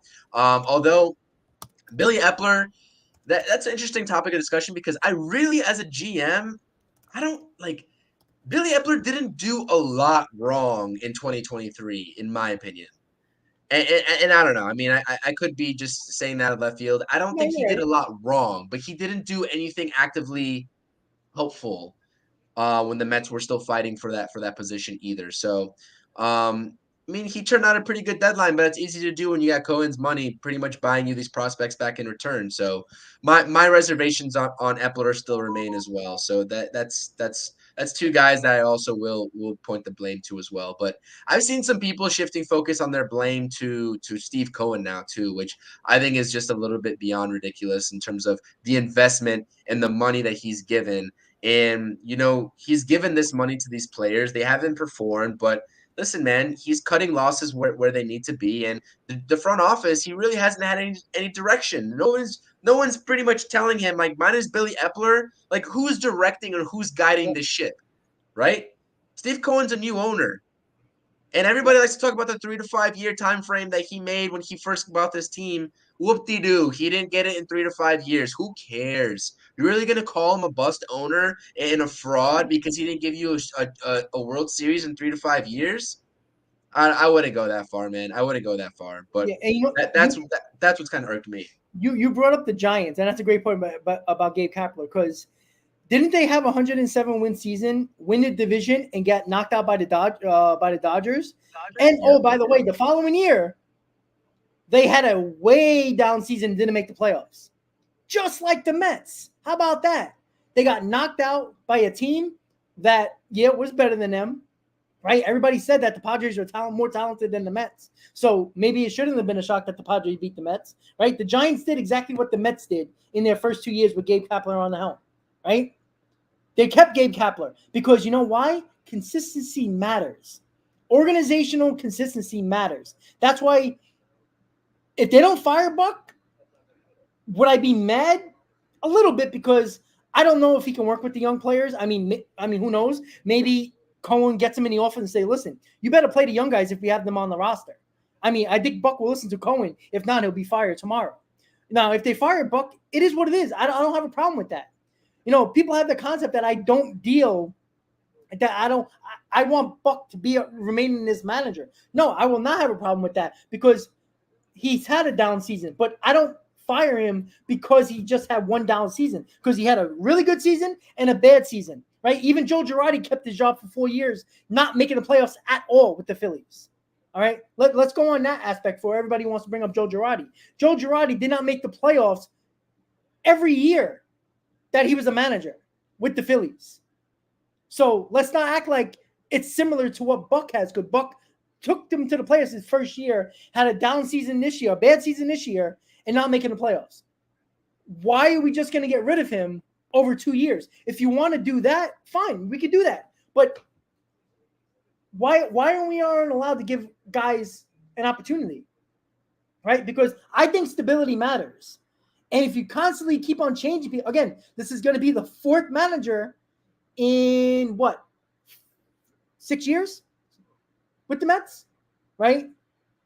We had Collins, Callaway, Rojas, and now Buck Showalter. So 4 managers in 6 years. How's that worked out the last 6 years? Consistency matters. And it really does matter in organizational situations. You need consistency. Look at the teams that make the playoffs every year, have winning seasons every year. They might not make the playoffs every year, but they're 85, 86 to 95 win teams. Those teams are consistently keeping their managers around. The Giants could have easily fired Gabe Kapler after that 107 win season where they didn't make the playoffs and won. What did they win? 79 games last year? Dave Roberts is one. Yeah, Dave Roberts same thing. Isn't a great manager. Yeah, he isn't a great manager. I guess he got great players then, right? Why isn't Dave Roberts have been fired? He's been getting opportunity after opportunity. He won the 2020 World Series. That's the only reason why he kept his job in a bullshit championship year. That's it. Right? Yankee fans want Don Mattingly. You know how bad he was with the Dodgers and the Marlins? Come on, guys. Like, we have to worry about consistency here. It's important in organizations, right? We can't stand the Yankees as Met fans, but there's a reason why they've been successful. They've had, 3 managers in 25 years? That's the reason why they make the playoffs. Yeah, you can talk about the players as well, but consistency in the organization, not firing GMs every 4 or 5 years, right? Being consistent with organizational situations and executives matter in organizations. When you're constantly flipping, and Steve Cohen talked about that in his press conference, what Chris brought up earlier about he pinpointed exactly what he was going to do if this happened. He did that. And he also said he can't just fire guys left and right because nobody's going to want to work for you. He said that.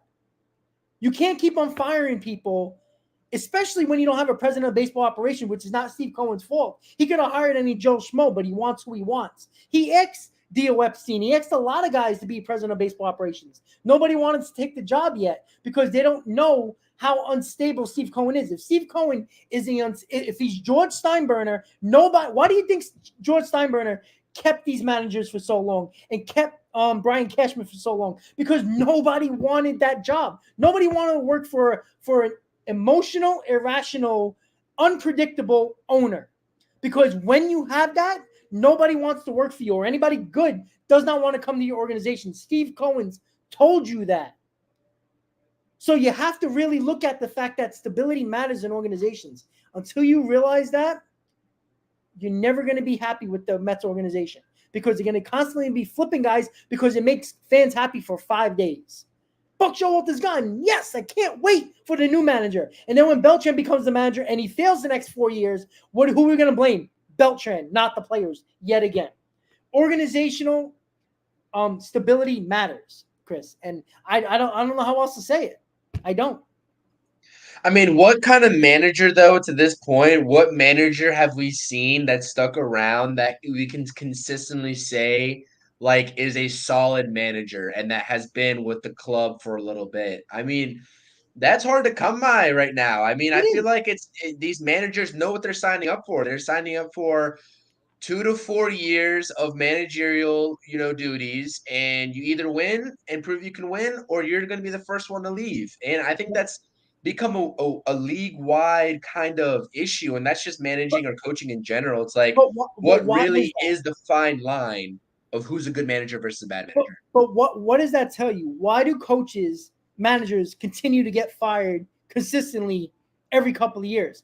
Because they know that managing and coaching nowadays, specifically a manager in baseball, don't matter as much as they used to because they use the numbers, they use the analytics a lot more. So they're not keeping around a manager knowing that he's going to use the same numbers the next guy manages. Now, there's some managers are manage a little bit better and get a little bit more leadway, but it's because managers don't have the same amount of power in an organization as they used to. And that's why they're basically getting recycled at this point. That's what I think. But there was older managers back when before the analytics took over. There was managers before in the game who had stuck around with their team for 10, 12 years. You look at Terry Francona as a prime example. Terry Francona and his run with the Red Sox. I mean, you will never see that out of a manager pretty much ever again, to be honest with you. I mean, Dave Roberts is doing it right now with the Dodgers. We just told you that he's not really a great manager. The Dodgers payroll is just basically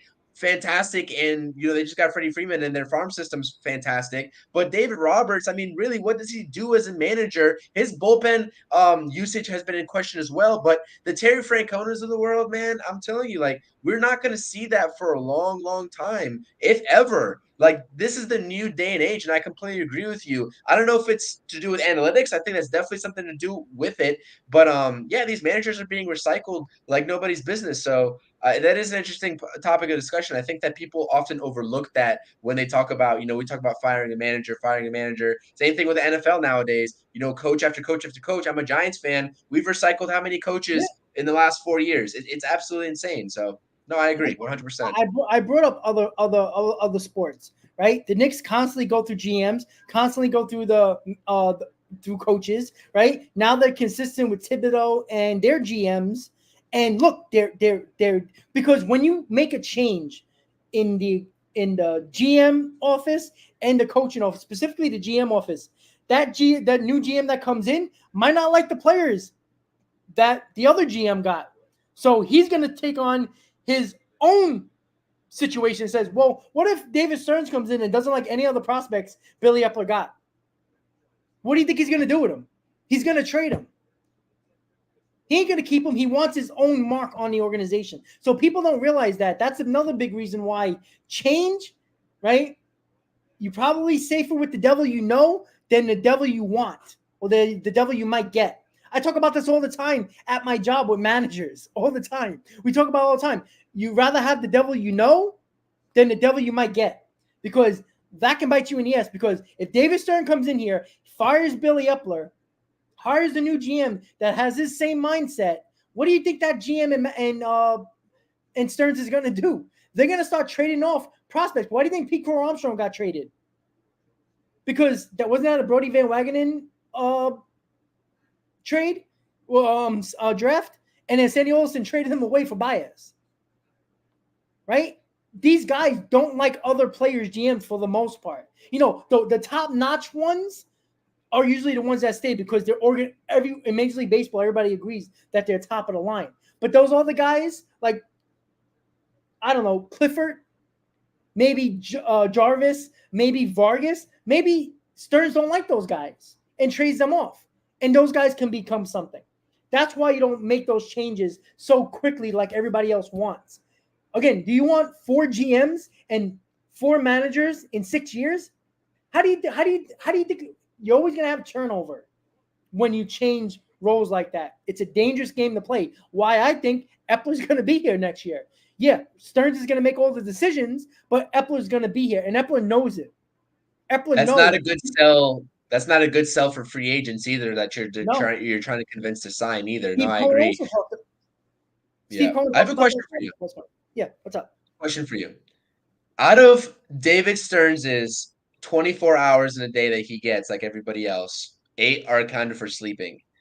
Out of the other 16, what's the distribution percentage you think of him doing his actual job for the Brewers versus researching prospects for the Mets? If I'm being honest with you, I think there's some collusion going on.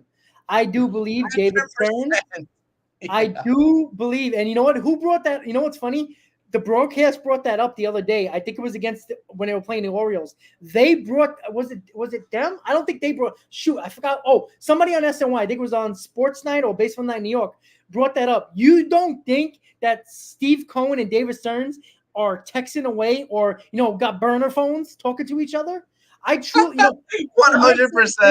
it might sound 100%. crazy, but I also brought up the fact that Steve Cohen was the only owner in Japan during the World Baseball Classic. You don't think he spoke to Ohtani and his agent or even Yamamoto? Come on, guys. You got to think outside the box here, right? Steve Cohen is known for making under-the-table deals. Didn't he say that in his press conference? He said it's a little bit different in my business where we don't have to stick to some of the rules that we have to in the MLB. You think he's not cutting corners? Come on. I'm telling you guys, guaranteed David Stern has that's why you really if most people believe that Billy Epler can't be trusted with making these trades, you really believe Steve Cohen was going to let him trade these guys off if he didn't believe in Epler? Because maybe he doesn't. But that's why I believe that Steve Cohen 100% is speaking to David Stearns, because David Stearns doesn't really have a big part of the Brewers organization anymore, right? He's like an advisor now. He's basically Sandy Alderson, who's just like in an office somewhere. And what, John Heyman just threw a dart at the wall saying, yo, Stearns is going to go and probably most likely be, all signs point to Stearns being the next president of baseball operation for the Mets. You think these reporters just throwing darts at the wall? Yeah, even reporters know the situation, right? The reporters are not going to out owners, because I'm going to tell you this right now. Pay attention to New York media over the last 10 years. They have kissed Brian Cashman's ass every single day. When Brian Cashman hyped up his prospects, the media went along with it. All right. For years. The media, I do think they like Steve Cohen a lot, because you saw the questions they asked him. They were tough questions, but they were fair questions as well. And Billy Epler is another guy that works well with the media.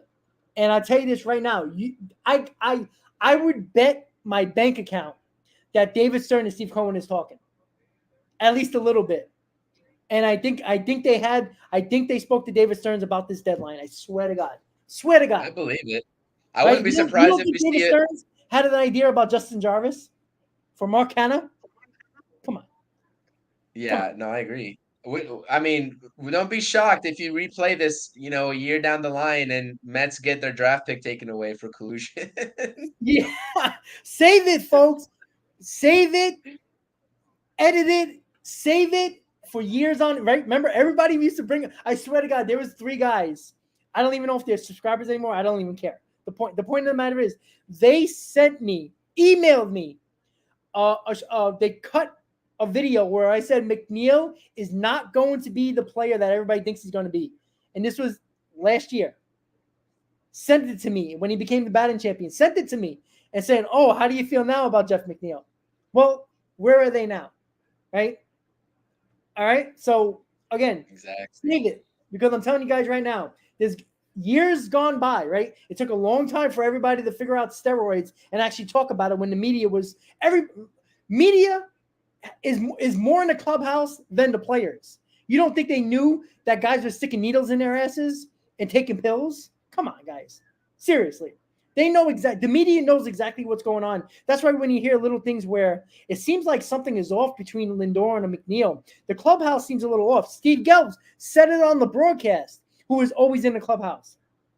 If you don't think they know almost everything, and the same thing that goes, by the way, for Domingo Germán, who basically is in alcohol rehab, in rehab right now. You don't think they know what's going on?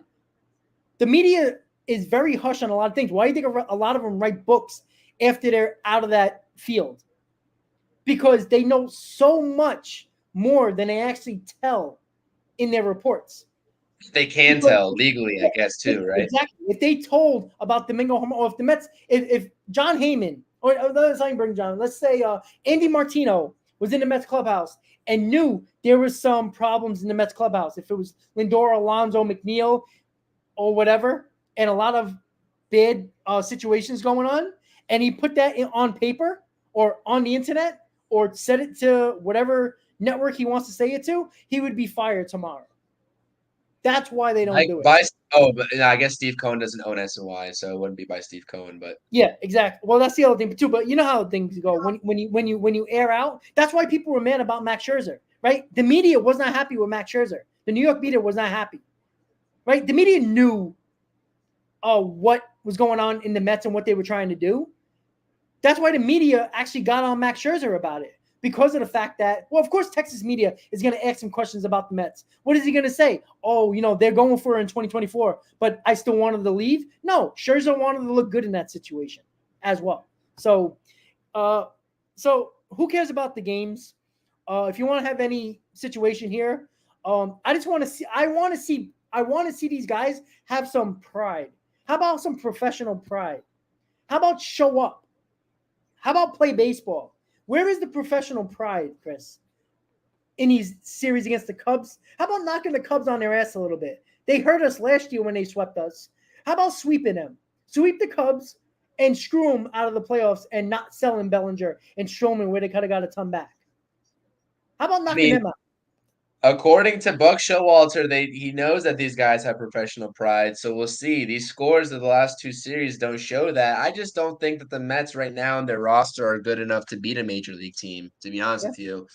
I think maybe they can when August 19th rolls around and they maybe bring up like a guy like Jarvis or some like younger AAA talent to see what they got. Maybe like a Jarvis or maybe a Ronnie Mauricio you keep talking about, maybe then.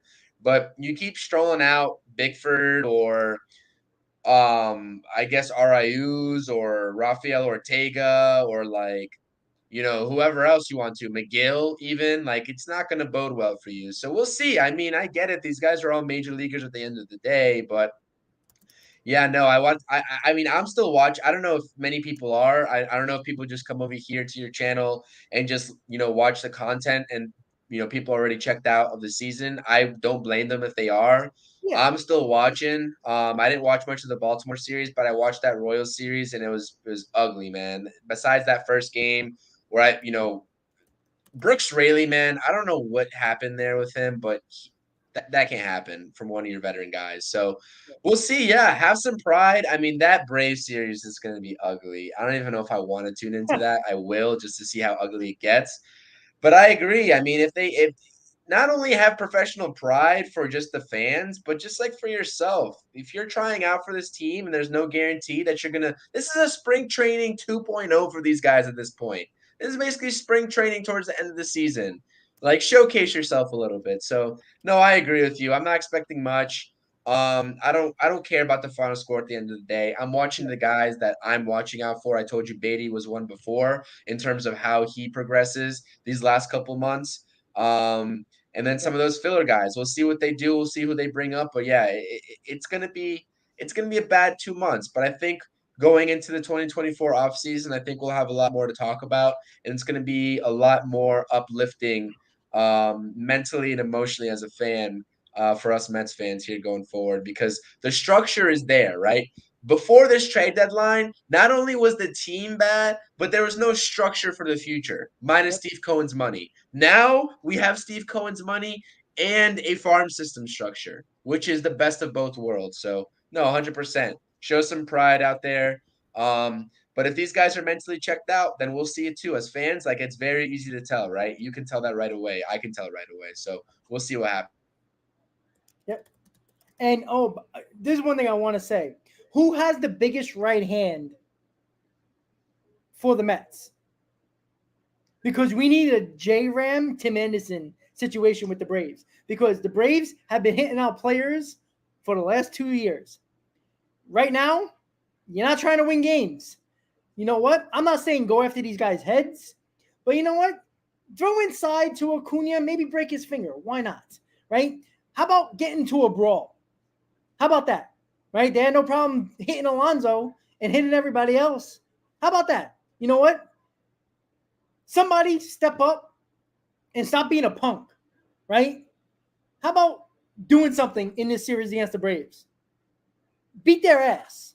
I'm not talking about on the field baseball-wise. How about throwing at guys, right? How about put one between the numbers? I'm not saying to hurt the guy, throw it at their heads or anything like that. That's life-threatening. But how about throwing it in the back of their numbers? Let them know, hey, we did not forget. I want to see that. And yes, that does come to Buck. But the players can take it into their own hands too, right? If they're so mad about the organization, how about take it into your own hands? If you're that mad, well, the Braves have been laughing at you for 2 years now. How about just doing something about it. We'll see. That's the way I see it. I agree. So I don't think it happens. I don't think it happens. I definitely wouldn't throw anything above, the numbers like you said. Probably don't try to break anybody's bones on the other hand, on the other side either. that I was a wouldn't joke, by the condone way, that. guys. I'm But not for but that. yeah, but like I mean, yeah, man, especially against the Braves. I mean, I don't know if you saw that Bally Sports or Bally Sports, whatever that is, like what tweet they put out or whatever, Bally Sports South. It's just like something with the Braves, like it's just off. Like they get like a new level weird. Like Phillies fans, like are at least like you can have an argument with them, but like Braves fans take it to a whole nother level, and their play. I just don't like that whole organization, man. To be honest, top to bottom, there has to be some sort of retaliation. It does come with with Buck Showalter. It is his decision at the end of the day. We saw who was it last year that did that? Who was the reliever that came in and plunked the Dodgers, dude, that one game? And then he got like sent down to AAA the game. It was Yohan, or it was the Cardinals guy, the Yohan Lopez, right? Yeah, Remember? yeah. Yeah, Yes, yeah, yeah, yeah. I want to see yes, something like that. There has to be yes. some sort of stand, man. Send them a message, even if you don't hit them.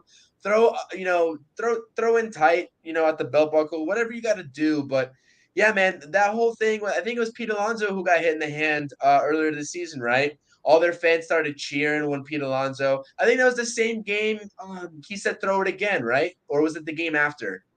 It was the game after because they hit him the next The day. game after. Yeah. Yeah, and their fans are all cheering, and Alonso obviously lands on the IL. It's just classless, and you know what? I wouldn't be opposed to some retaliation. And listen, that's a part of the game too. A lot of people, old school baseball, it's gotten away. We saw Miles Michaelis just did that for the Cardinals. Yep. Literally, you saw the guy. I think it was Ian Happ for the Cubs on the backswing, injured Contreras, the catcher. Miles Michaelis gets tossed in the first inning, no less for throwing at half. So bring some of that back, but if it doesn't happen, I wouldn't be surprised because I don't think that's Buck Showalter's MO. But who knows? We'll see. Yeah, and I think Hector said he thinks the Braves are cheating. I'm not going to go that far, but could we stop anointing the Braves as a dynasty? Can they actually win at least like what the Astros did, 2 out of 5 years or something like that, 2 out of 6 years or something like that, right? The Braves have had great teams for a while. Even in the 90s, they won one World Series. This group right now has won one World Series. Can they win another one before we anoint them as great teams? Because they can be great teams. They can keep on winning NL East titles, but they've done this before. Can they actually win multiple championships in 5 years? Let's see that. Could they do what the Giants did? What did they win? Three championships in 5 years? Let's see that before we anoint this organization as a dynasty type of team or a great organization or a great team. Now they've done a great job, but they were better last year than in 2021, and they didn't get out of the NLDS. So let's see that. And they have a lot of injuries in their rotation. I know they're getting some guys back, but they have not pitched well either. So we'll see how that goes. And again, sometimes you might get really good pitching that shuts down an offense. I mean, look at the Phillies last year. They shut down the Braves for the most part in the NLDS. So we'll see how that. And again, the Braves are probably going to have that bye once again. They struggled out of that bye last year. So let's see if they can do it again. So we'll see. But let's not anoint the team that has won one world championship. Again, this is early on in their group, right? But they had 10 years of a team that everybody does should have won more World Series and did not. You talked about the 86 Mets that should have won a couple of World Series in the late 80s. Well, a lot of people think they should have won 2 or 3 World Series with the Glavins, Maddox, and Smoltz Mets, Braves, with Joneses and the Brian Jordans and all those guys. So, Chris, your final thoughts. Let us know what's going on with your channel, and we'll call it a night, buddy. No, man, I appreciate it. Yeah, like it's a good discussion. We hit a lot of different topics today. Really good discussion. Thank you for having me on. Again, my channel is at CPNY Sports. I've been kind of active with some of the comments in here, kind of responding. Make sure you go over to my channel, hit that subscribe button. I'm inching closer to 100 subscribers, so I definitely would appreciate that. Thank you all for helping me out if you already do subscribe. Got my own content going as well, not only for the Mets, but I'm a Knicks fan, I'm a Rangers fan, I'm a Giants fan. I got all different New York sports on my platform as well. I do live streams Tuesdays and Fridays with Nelson, who we'll see on the Roundtable podcast tomorrow. It's the Interstate Mets Report. Probably going to be doing a lot of prospect talk along the way, maybe some other niche topics like we did tonight. So go ahead and get some new perspectives and follow Nelson and I on that on my channel. So like I said, at CPNY Sports, if you want to toss me a follow on Instagram and Twitter to get the latest updates, my latest thoughts on the topics as well, feel free to do so. It's at CPNY Sports all around. I appreciate the support. And like I said, it's going to get ugly before it gets better. Yep. It's going to be a ride here the next couple months, but just weather the storm, remain optimistic, and there's going to be better times ahead in 2024. I have no doubts about that. So I appreciate it. Thank you, Rob, for having me on. Obviously, not Mets Talk with Hayden. Hayden's usually up here with you on Sunday nights, but hopefully we get the gang all together tomorrow night on the roundtable at 8 p.m. So appreciate it. Absolutely, man. So don't forget, guys, subscribe to his channel. Again, he does Knicks, Rangers, Giants, and of course Mets on his channel. So make sure you look into that. I didn't even know you were a Ranger fan. That's cool. But yeah, so I know you were talking a little bit about the Giants lately since football's coming up, and I know you even posted it on Twitter about football season getting ready to go. So once again, guys, subscribe to his channel. He does great content, of course, with Nelson with the Interstate as well, and of course on the Roundtable. So again, subscribe to all their channels. You'll speak to them and listen to them tomorrow on the Roundtable. All four of us are going to be there. Hayden said he's going to be there, so we're all going to be there. So once again, guys, thank you for tuning in to a very long Shea Bridge show, 2 hours. I didn't think it was going to go this long, but we really got into it today. And usually when it goes longer than expected, it's usually a lot of good debates in there, obviously. So with that said, everybody, have a great night. As always, Met fans, let's go Mets. We'll see you next time, guys. Have a good night. Let's go Mets.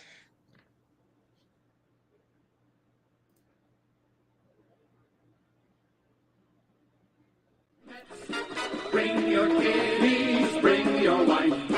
Guaranteed to have the time of your life, because the Mets are really sopping the ball, knocking those home runs over the wall. East side, west side, everybody's coming down to meet these